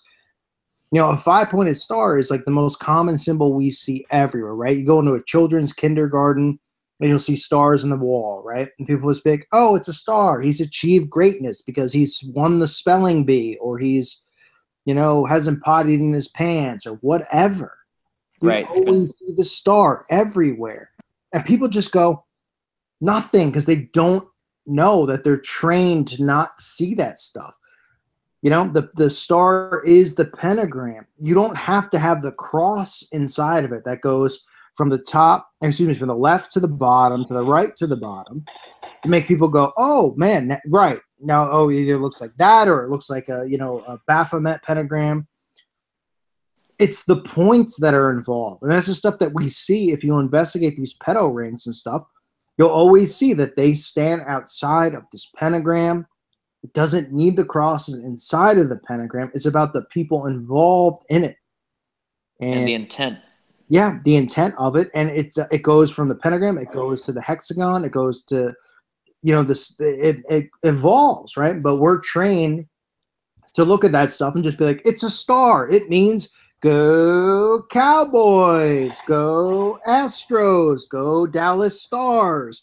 Every other fucking sports team that has the star as their logo. It's nothing but an indoctrination of a symbol, an occultic symbol for people. And, you know, you look at the athletes, you look at the celebrities, they don't have that tattooed on their body for nothing. Now, there's some dumbasses who are like, I'm a huge Cowboy fan. I have a tattoo of, you know, Dallas Cowboys because I love them. Okay, yeah, granted, there's some idiots. But you can look and you can see. All you got to do, look at Hollywood, look at these people, and just go, why would they have a star, 3 stars behind their ears, star in their elbow? Why these locations? Why the star? But they're just going, this is so unique. A star? I love stars. Oh, stars are wonderful. You know? It's not like a star in the sky. It looks like one of these damn things. It's all an indoctrination into the occult. And, you know, I try to warn people about that. And they, you know, a lot of them go, well, you're not Christian because you're trying to get them to get it. And it's like, oh, go fuck yourself. You know? You're retarded. Go get it. You know, I see a Christian with a star tattoo on his forehead or something like that. I'll punch him in the face. I don't think you'll ever see a Christian with a star tattoo on his head, though. Oh, I've seen many. I've seen many fight. Really? Yeah. Well, punching anyone in the face. I get argued every day because they take it personally, and I'm just like, I'm not saying that you're one because you're a Cowboy fan. You know, I see people who have a cow. They're like, I'm a Cowboy fan. I'm wearing a Michael Irving or Troy Aikman jersey. So, oh, you're saying I'm a Satanist? I'm like, no. But it's the star. I mean, what do you think? You know, I was looking today. I saw CC Sabathia on the Yankees had a star tattoo on his elbow. Why would he have one? I saw 3 other Yankees have one on it. I saw 4 Astros. What they all love the shape of the star? I mean, I look at the shape. You know, I look up in the sky. I just see a little white thing. I don't see a 5-pointed pentagram. And then I wouldn't go, oh, I want one of these fucking things on my body because they seem so fucking cool. But people don't think like that. They're just like, oh boy, why does Reese Witherspoon and all, you know, and Megan Fox or all the, they just must love stars in the sky. Nobody realizes how they're marking themselves. It's how they communicate with one another. They show this symbol so they see it, and then they look at us and they go, yeah, the rest of you are fucking idiots. And then you'll come up to us and go, can I have your autograph? Can I take a picture with you? I've got a weird theory behind that too. The whole it's the symbols behind everything, you know, it goes back all the way to ancient Babylon. And if you want to talk about it, the Tower of Babel. Because if you think about it, what did God do at the Tower of Babel? He confused the languages, but I'm sure the occultists found a way around it by recognizing symbols. Yep. Yeah, that's exactly right. Yeah. And then who adopted that? The secret societies, the Masons, the Knights Templar, you name the secret societies, they took that on. Yep, and that all evolved from the Mystery Babylon cult.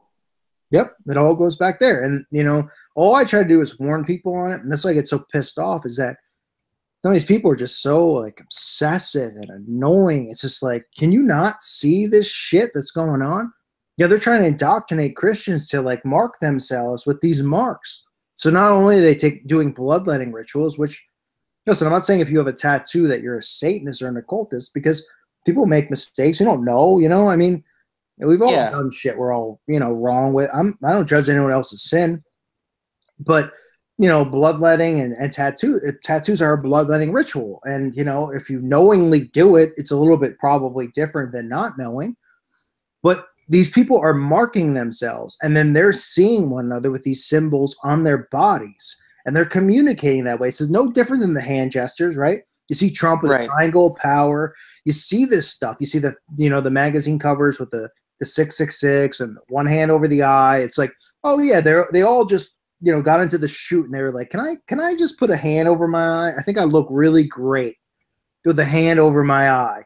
And like, oh yeah, that's real original. We only have a montage of 75,000 celebrities holding a fucking hand over their eye, doing the same thing. Oh, it must be a huge coincidence, you know? And everybody out there looks at it and they just go, oh, yeah, oh, wait. Until you tell them it this way and you shake the shit out of them and go, hello, can you see that this is not a coincidence, that they're doing this shit? They're not going, hey, hi, I'm on Vogue. I want to put a hand over my eye. I want to put a over my lip, just like everybody else does. Yeah, it was cute the first time, but after everybody else, it's repetition. It's conditioning. It's bullshit. Exactly. When you talk about, you know, the NFL fans, right? Oh. And one thing you can easily just throw right in their face is the fact that the Illuminati themselves brought back, you know, football and all these games and sports like that as, you know, the bread and circuses from the Roman Empire. And the father of American football is Walter Camp. And Walter Camp was a bonesman. He went, you know, to Yale and was a Skull and Bones member, and he's considered the father of American football. The NFL was created by Skull and Bones. So they can say whatever they want, but that, you know, sport was created by the actual Illuminati in America, basically. Yep, yeah, I have a video too on that somewhere, I think from last year. And yeah, about, you know, the owners, the four, you know, the guys who founded the NFL. And just, I don't want to keep talking, but one other thing is, I did a video last week because the Washington Post, you know, who we all know they're all controlled and stuff, but articles came out from various people after that about how Soros was involved in and connected to the NFL Players Association. So if he's connected to them and they're involved in the same charities, you know, which the article specifically connected them to, you don't think that Colin Kaepernick, who, by the way, 2 years ago was reported on, which I know people go like, you're nuts, you're out of your mind. I have a video on it, and the article is in it. He was about to get canned, right? Colin Kaepernick is performing a satanic ritual in an apartment building with a prostitute, okay? The prostitute called 911 and said Colin Kaepernick was performing a satanic ritual which involved blood, which involved demonic possession. The police came, dismissed the story. The story still got released. They just said, oh, she's just some whore. It doesn't, you know, no, it doesn't matter. It's just some skank, you know, she was on drugs. And what happens right after that? Well, all of a sudden the protests, all this stuff happens to Kaepernick's life. You can look the story up. You can look at the video on my channel. I have a video on it. So Kaepernick was involved in satanic rituals, which involved demonic possession, according to this witness, and it is not made up. It is she spoke to the police. It's all documented, but they just kind of said, "All right, some whore," you know, like what do you think they're going to say, right? It's like if me or you go and go, "Oh, you know, I ran down the road and somebody was demonic possessed," they'd be like, "Okay, Titus Frost was on crack, or Alfred Uprising was snorting something," and they would never believe it. And this story came out about Kaepernick, and I reported before this stuff came out about you know, his involvement in the protests. Now he's the leader of the protests, right? You don't think they tapped him after that 33-second thing that happened at the Super Bowl, where 33 minute the break, 33-minute break in the Super Bowl, right, with Kaepernick. Right? Remember the blackout? It was 33 minutes, the Beyonce Super Bowl. Yeah, I remember that. Yeah. After that, Kaepernick was involved in this quote-unquote satanic ritual with a prostitute that everybody said was crazy. Then all of a sudden, his career goes down the toilet, which he was never good from the get-go. I mean, listen, as a Giants fan watching this guy, he was awful, god-awful. But no, he was never really good. I mean, but, you know, I get it. It's yeah, we know.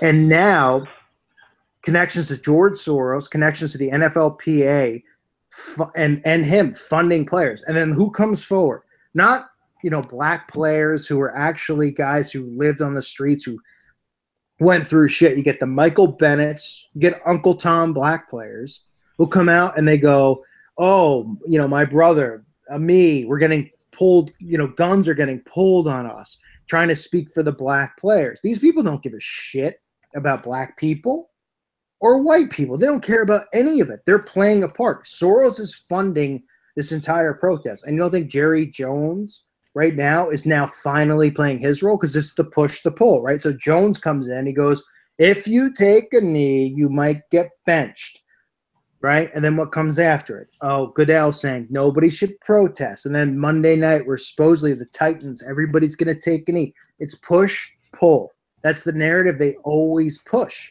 right? So it gives people the illusion that they still have this freedom of take a knee, don't take a knee. Use your freedom, don't use your freedom. It's all a lie.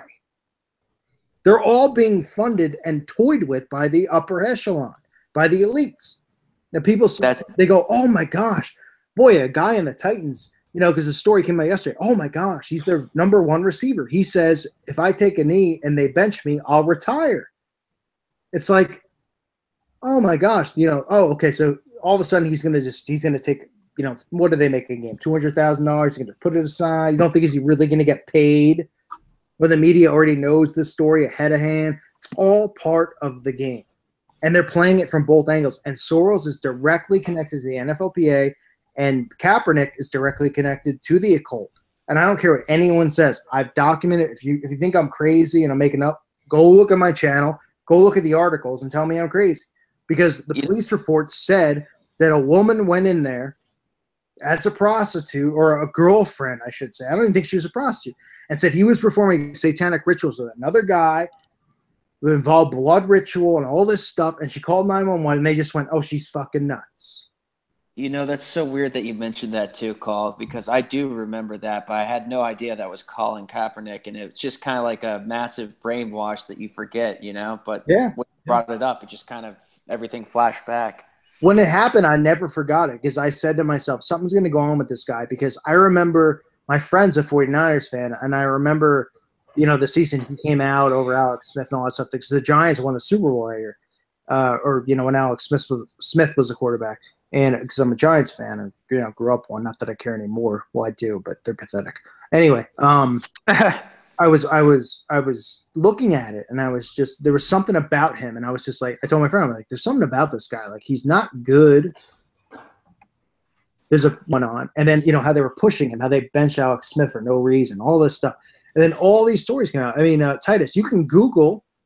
All right, I'll put it in the chat right now. I'll show you the link if you want to see it. You could see that, you know, this story about Kaepernick and the occult, and people, they'll be like, all right, it's not the occult, but, you know, the story about him connected to Satanism, how, you know, a woman was there and she said he was doing, you know, chants, he was involved in a ritual, you know, and people dismiss it because they go, oh, that's fucking nuts. He must have been drunk. He must have been smoking weed. You know, it's nothing to worry about, you know, and it got dropped.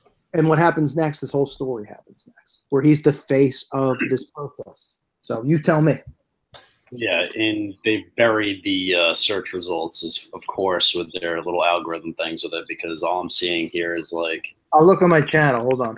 I'm sure you'll be able to find it. It's just, you know, how Google does it. Whenever something like that comes out, they bury the crap out of it so that people like me can't find it, you know? Yep. So, and one of the things I wanted to get into tonight, just because like the censorship has like gotten so ramped up recently, is like, what do you guys think are some like tactics around this Google censorship that we can employ so that, like, you know, we don't get our channels removed? Like I was saying earlier, like maybe we need to, like, you know, we talk about like Las Vegas because they're flagging down all the Las Vegas videos. Instead of saying Las Vegas, maybe we just call it, you know, Sin City or something like that, you know, like some sort of like code word everyone knows we're talking about Vegas. Yeah, then Frank Miller will sue our ass. Yeah. Is it just YouTube that's censoring, or is there a website that's good? Yes, I mean, there's very good websites that are popping up. I'm on BitChute, I'm on DTube, and I'm on VidMe, and all three of those video platforms have not ever censored me once. And DTube actually allows you to monetize the videos through Steemit, which is a, you know, decentralized blockchain where you post stuff and you earn money for free. So the Steemit platform has actually been extraordinarily helpful. Like, you know, I've made probably $15,000 in the past year just posting my content on there, and it's all cryptocurrency and all that, and, but it's decentralized. So, the powers that shouldn't be don't have any real way to control that. And as I've been saying, is the more we build and build and build up power in that type of platform, the more we can all support each other to ensure that we're never censored, and to ensure that, our videos about truthful stuff end up in the top of the trending section. Because if we can do that, then we can reach those big audiences that we need to be able to reach without doing it through these totally centralized platforms like Google. Can you upload videos directly to those websites? Yeah, DTube, you upload directly and it goes onto the IPFS. IPFS is a new internet that's not tied into the ICC. So ICANN has no control over IPFS. It's an entirely different data storage thing. You know what I'm saying? So it's completely I think decent. what people like about YouTube is the player is so fast, and the website. Some of these other video websites I've tried of just it takes ages to load, and people wouldn't use it. I mean, it's not as user friendly, isn't it, as YouTube? Yeah, that's it. Yeah, people like familiarity.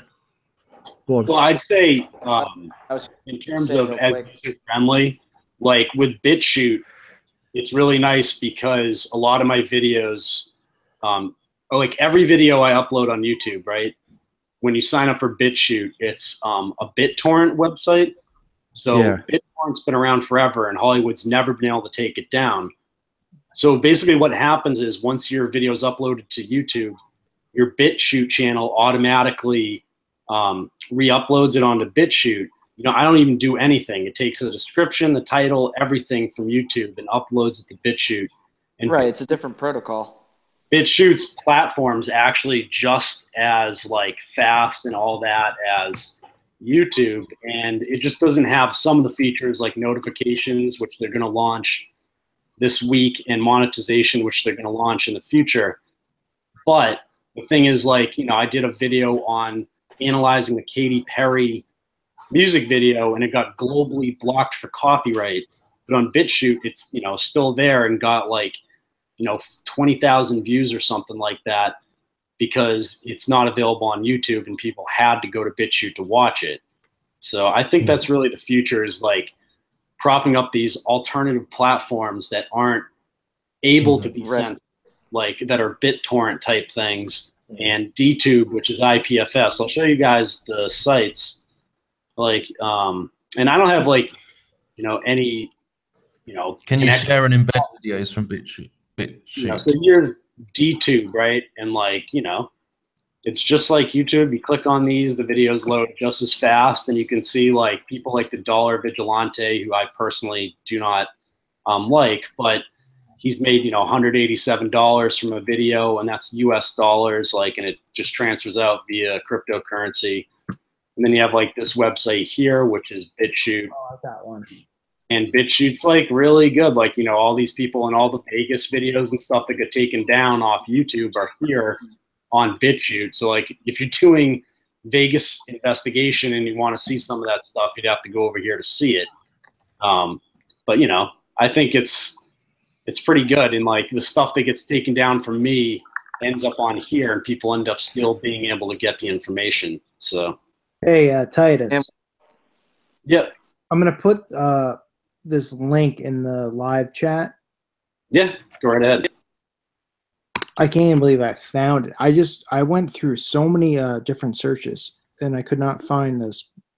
Yeah, I told you, dude. They buried it. Wherever it is, I'm sure it's there. I just couldn't find it. They bury stuff like that so badly. New York Post. All right, I see it. Yeah, you see it? Okay. So this is a story where people, they'd be like, oh, and I mean, listen, I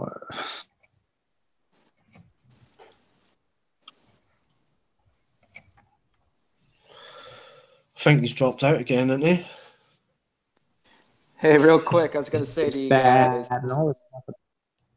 take a look at the Colin Kaepernick thing and tell me that that is not connected to his role now and what he's involved in and how he is the face of this massive movement of division amongst whites and blacks when realistically he's not even a black person, you know, and how they want him to be the face of this. And this is a year prior. This 2014 is right after the Super Bowl.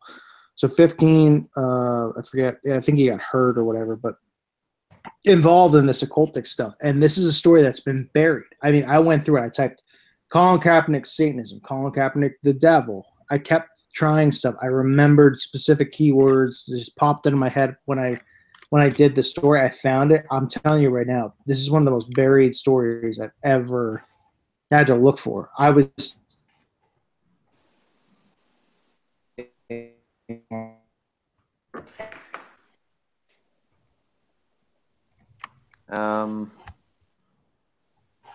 trouble in the airwaves. But yeah, for the guys, I was about to say Brown sat inside. Never mind, he's back.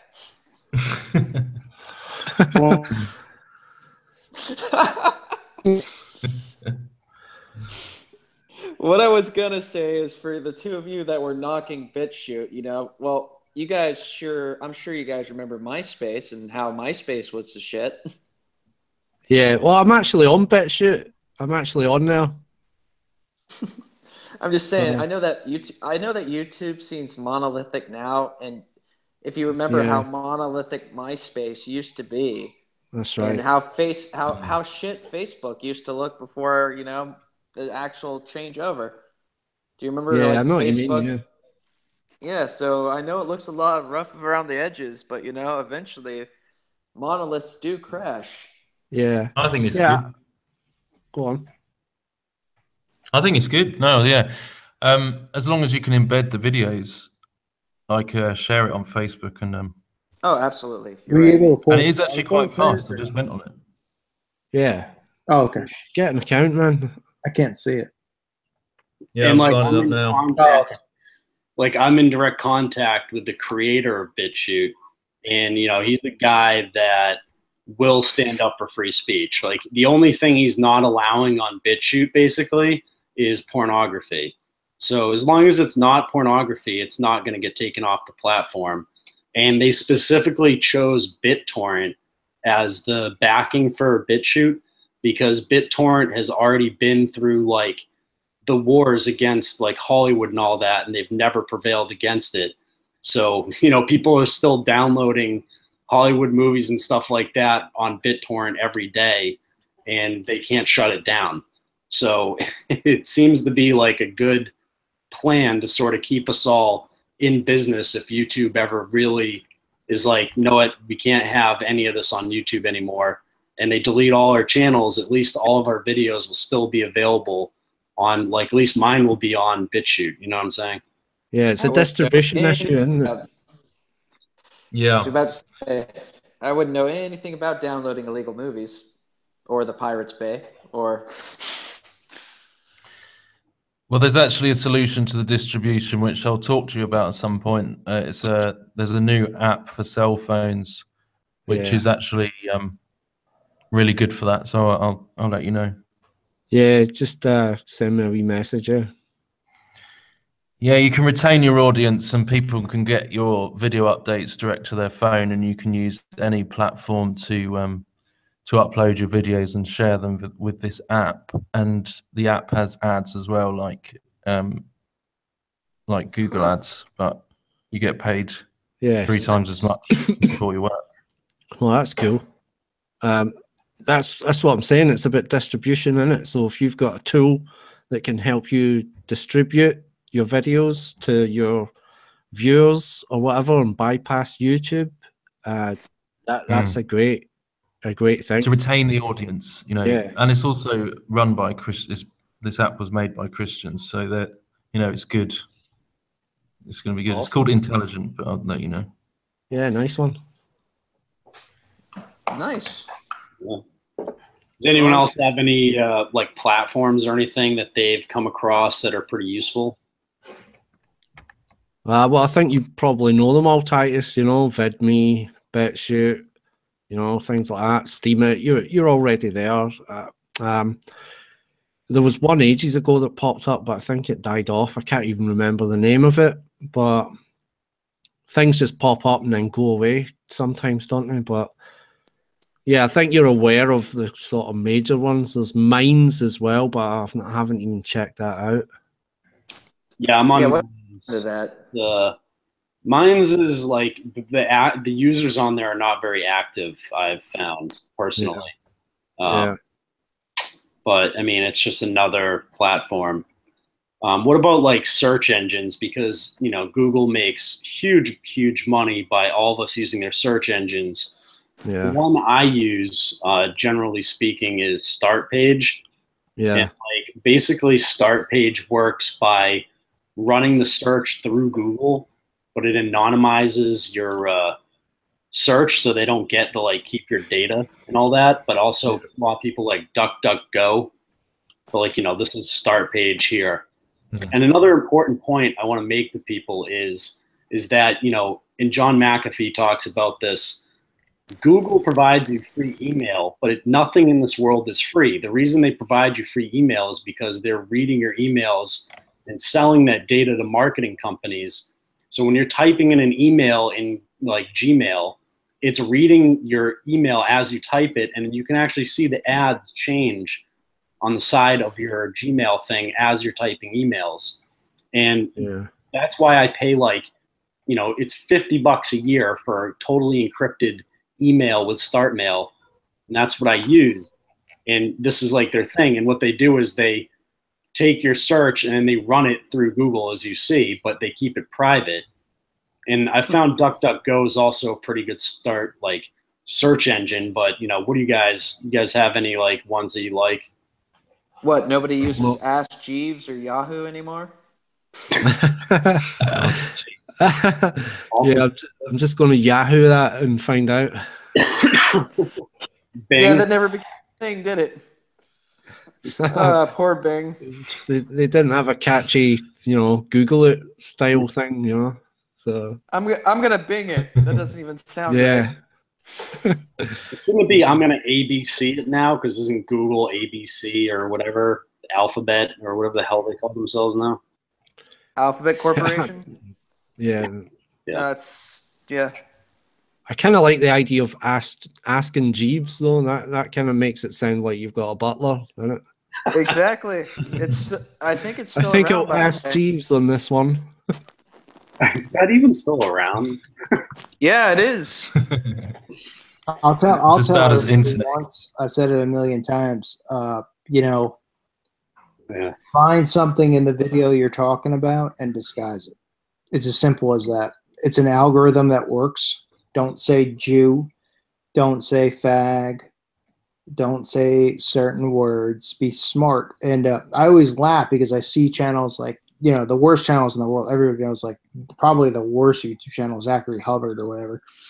But they play off of that stuff. And they're like, I'm the most censored channel on YouTube. They have, you know, videos named The Jews Are Responsible or Kill the Jew, you know.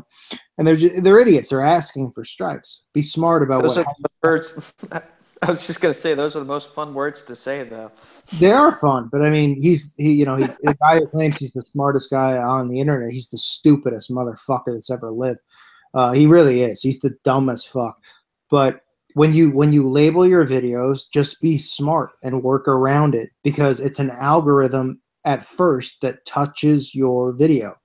So that's what I've been dealing with for a really long time. And I've been, you know, that's what keeps me going too, is just figuring out ways to work around it. And obviously they can flag you and say certain stuff about, oh, you're spamming or this. Well, think beforehand what you're going to say. You're talking about soft keywords, you know, be careful with your tags too. Yeah, instead of like shocking, you should probably like put surprise or something. You can't use the word shocking. Yeah. You can't use shocking. You can't. There's so many words. I mean, I'll tell you right now. Exposed. I have a notepad through a list of words that I've used. What you do is you upload them and you see what they will automatically yellow flag, and you take those words out and you replace them. But it's an algorithm. It's all there is to it. I contacted YouTube. As someone with 100,000 subs, they give you this stupid email that you can contact, right? Yeah. So I don't round Saturday's Night. You have that, right?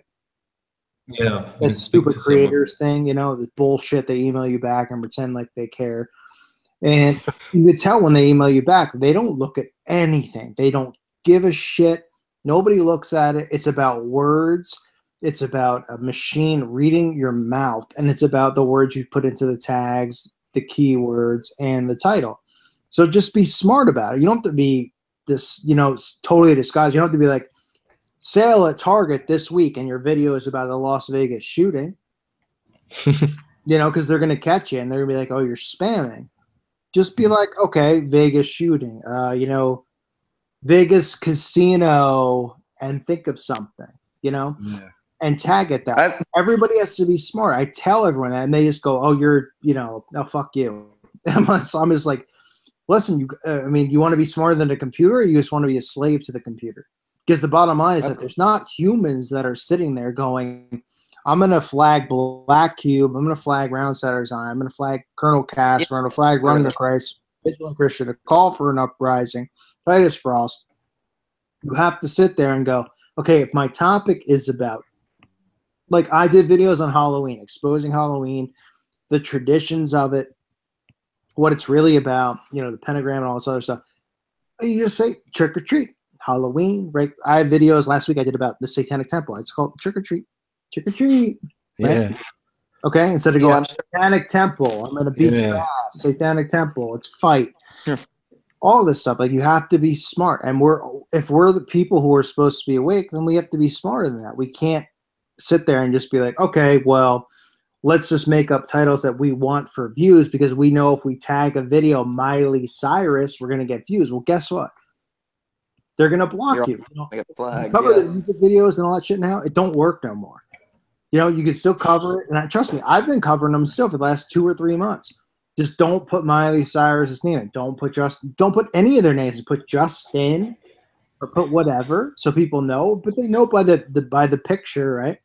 And be smart to work around. They're auto flagging anything that would give an awakening to someone else. So it's a robot that's doing it. So be smart enough to just be like, okay, if my video is going to be about, just say Walt Disney and the 33 Club or something like that.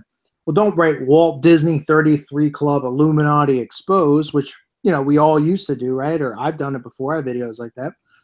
Just write Disney's got secrets. Yeah. Disney's talking about this. And it'll take them at least a day or two if somebody flags it to figure out maybe it's something under the radar, then you'll have to protest the flag. But still, just do you think we're witnessing the beginning of the end videos on YouTube? Agreed. But I mean, we still could be smart about that. We're working against a computer, right? Which is virtually a retard. So we're working against unless it's an AI, then it can learn. The war against the machine. Well, I'll tell you right now, I'm not going to lose to a fucking computer. I don't know about you guys, but I'm not. So hey, I've been doing all my videos after Iron Maiden songs, dude. Well, then in the beginning of your video, call it unicorns, hand grenades, and unicorns, ponies, and pumpkin pie. Okay, and when the video starts, go unicorns, ponies, pumpkin pies, and then talk about what you want to talk about. You know, you have subscribers who are there who want to hear what you have to say. So they want to intimidate you to say, hey, you're not going to gain more subscribers because you're not talking about Britney Spears or Donald Trump or all this stuff. But you will grow because people will share who listen and love your channel. So don't get greedy about how many people listen. Just be smart about how you tag it. No, you can't write Donald Trump. Obviously not, right? You can't write Queen Elizabeth. You can't write Britney Spears. None of these people. They can't write their names because they're already. It's done. It's over. So well, just out of curiosity, do you guys see an emergence or at least a growth and maybe the last Christian, I like to call it the last Christian church, because it's outside the Christian church. It's the physical building, but as you know, a church isn't a building. But I'm starting to see a lot more people just have their eyes kind of open to this stuff. What do you guys think?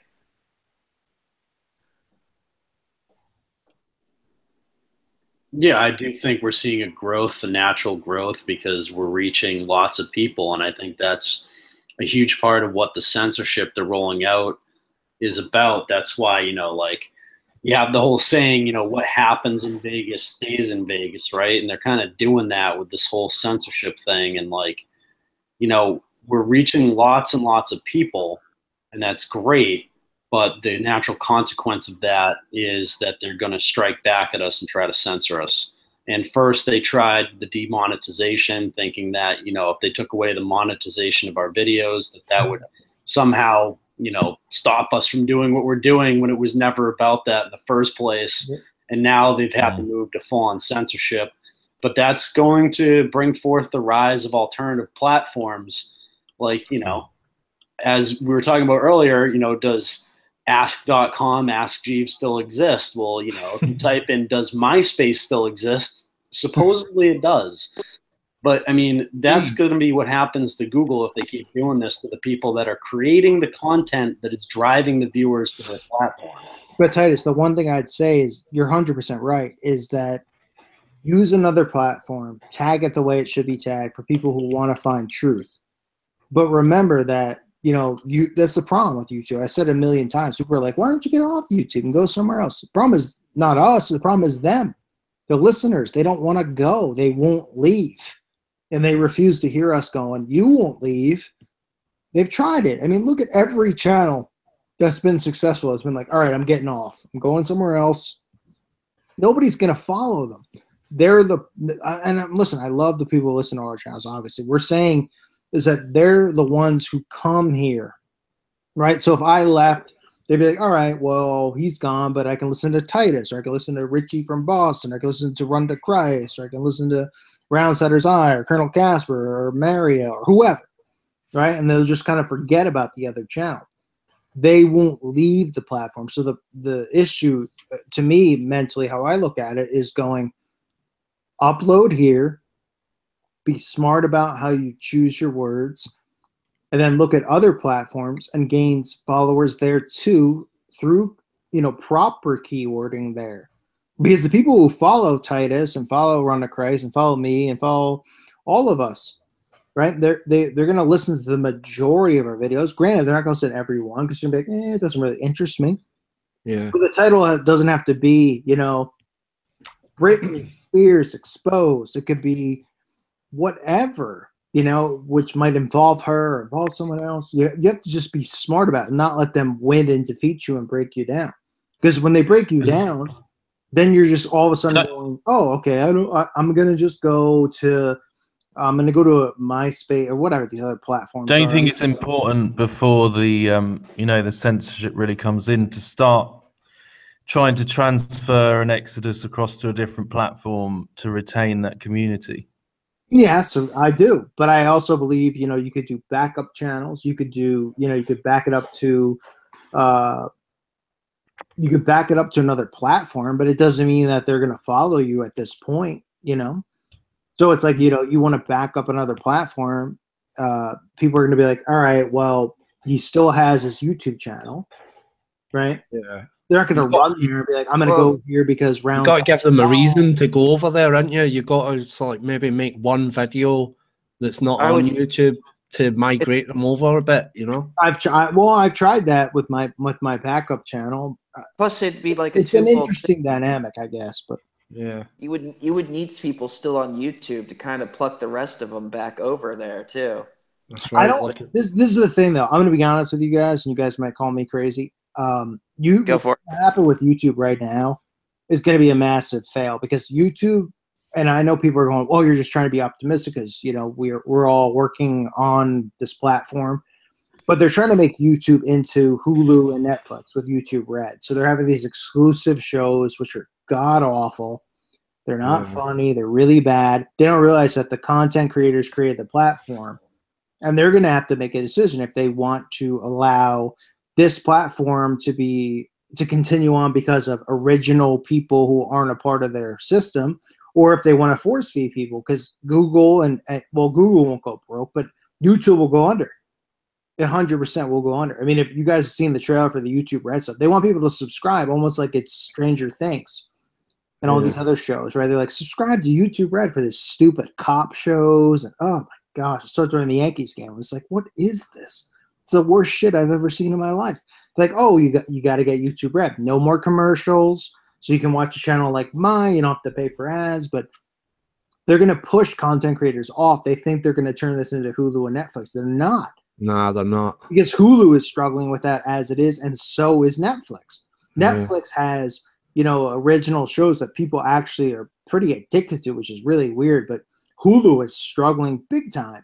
Their whole, market is based off of, hey, we're going to let you watch The Bachelor a day after The Bachelor, but you don't have to have cable. We're going to let you watch Dance with the Stars a day after the show without having cable, blah, blah, blah. YouTube has nothing to offer. So they're trying to offer something that doesn't exist. Because people are just going to go, I'm not going to pay for YouTube Red to watch some bullshit show if I like to listen to Titus Frost, or I like to listen to Call for Uprising, or Roundsider's Eye, or Run to Christ, or anybody else. So that just brings it full circle back to the content. If they want that to be successful, they need content, and they need content creators. They don't have it. So it's going to come down to they just bankrupt it and just go, hey, whatever, Google owns it. It doesn't matter because, they print money. But they're going to run into a wall. So I don't think it's going to be this thing where people are like, oh, YouTube's going to be out of business in a year or two. No, it's just a matter of work around their algorithm. Their algorithm is bullshit. Their whole technique is fucking bullshit. The way that they monitor videos is bullshit. I was trying to say to that piece of shit, Sonny Cardona, Truth Never Sleeps, potentially the worst channel in the history of the internet. These guys all of a sudden are going live instead of doing regular videos, trying to pretend to people like, hey, I always wanted to go live, because they think if they go live that they aren't going to be censored or anything like that. And they think that they have the stupidest sub bases. So like all they're trying to do is make sure they can get monetized for their 45-minute video and put 5 ads in, and they can't really monitor it the way, because the title, right, they'll just be like Truth Never Sleeps Live, or whatever. Compared to saying like, if Titus put his name in, or I put my name in, and we put like, Hillary Clinton or something like that. And what's really going on is, the fact that if you look at this entire thing, it's just a giant robot that's stalking keywords. And I have 1 and 2 channels, right? So I have my main channel and my backup. And if what I've done is I've been studying, I've been A/B testing. So I put the same title for A and the same title for B, and I can get titles uploaded on my second channel that I can on my first, and with the same keywords, with the same title, with the same everything, right? So I'm messaging them, and I'm just going, you're targeting me, you assholes. Yeah, they've tagged your channel in it. Well, it's not just me. I mean, there's tons, right? So because they have baskets, right? They have buckets. They dump us all in buckets. Yeah. And Jeff C is, and I know a good friend of mine who, messaged me and said that they had done, worked and done some independent work at Google and blah, blah, blah. Jeff C is like in the basket of like, don't breathe. We'll block your channel, Yeah. He's got the worst. They yanked him off the air the last time he did a live. I know. I've I was never talking seen that. Yep. Unbelievable.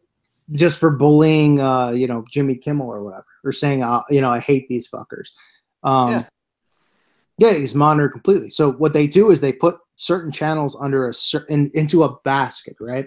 So there's ABC level, right? Not to do with ABC Christian, because he's in a level of promotion actually, even though he thinks we're all being promoted. They love channels like his because he leads people away from Jesus Christ. But channels like mine will go down to A, right? So anything I say on my A channel, if I do a video and I go, like just for example, the Las Vegas thing, I wrote, what happens to Vegas stays in Vegas, right? Flagged in 10 seconds. I put it up on a timer, right? You put it up in the timer, just to see what they do, flagged, right? On my backup channel, I got about 20 hours before it got flagged. Similar title, you know. I think I put "Leaving Las Vegas," something like that, right? Movie title, right? So what you have to do is you have to just think the way that their robots are thinking, right? So they know that this whole thing's a false flag. Before that, I mean, what, you don't think you could put up a video and say what happens in Vegas stays in Vegas and get monetized, right? Obviously, it's a hot saying. It's a famous saying. Before the shooting, if you did that, it wouldn't be. So they plug this stuff into the algorithm to make sure, right? But they watch the specific channels who were already censored.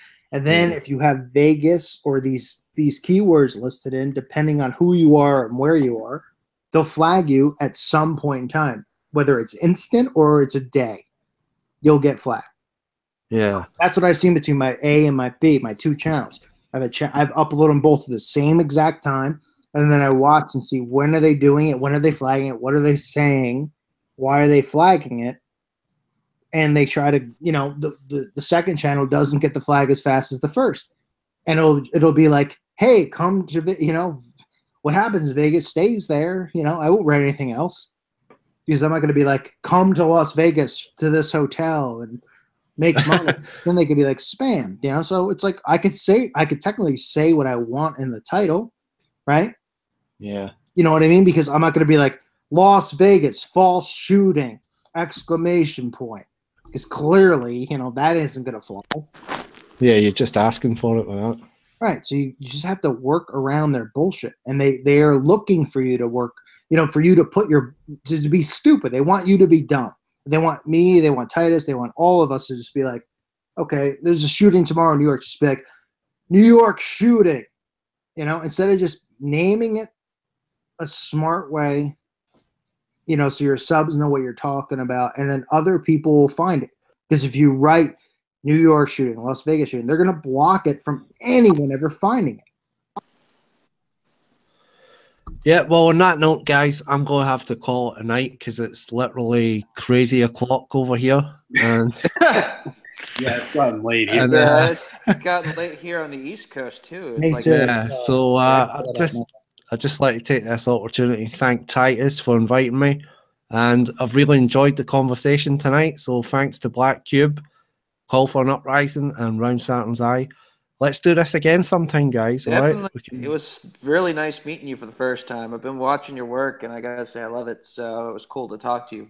Thanks, man. I really appreciate your support, you know. And I'll probably be doing some live streams soon. So anybody can join if they want, you know. I'll stalk your channel. Yeah, cool. Nice. Yeah, no, I think this was great. I was really surprised we got so many people in here. I've been having a lot of trouble like getting guests in on this. But yeah, every Saturday night now I'm going to be doing this on Saturdays. Okay. You guys are always welcome in. Like anyone who's on the show tonight, always welcome in. And anyone out there listening, if you have like a channel and you have something that you want to share, please contact me on the various links I always provide to contact me. And I'll definitely put a link to all the guests I had tonight's channels and information in the description box after this posts. But I really appreciate all you guys coming in here. Obviously, I think we had a really good in-depth conversation tonight, and I couldn't have done that without the awesome guests I had here tonight. So thank you guys so much. Yeah, no worries, man. Yeah, I'd just like to repeat that sentiment. It's been a really good conversation. I've thoroughly enjoyed it. Yeah, thank you for having us. God bless you. Yeah. Sorry, I don't shut up. We might have derailed the train of thought a couple of times, but it's always a blast with you guys. Yeah, man. All right. All right. Well, I hope you guys all have a wonderful night. I will be signing off here shortly. Thank you all for watching. Once again, I'll put a link in the description box for everybody who joined. And we had one guest who was trying to get in but couldn't get in, so I told him I'll set up a private interview with him to discuss his Pizzagate findings he wanted to go over. That was at More Truth on Twitter, and he's also been a guest on Black Cube's show as well.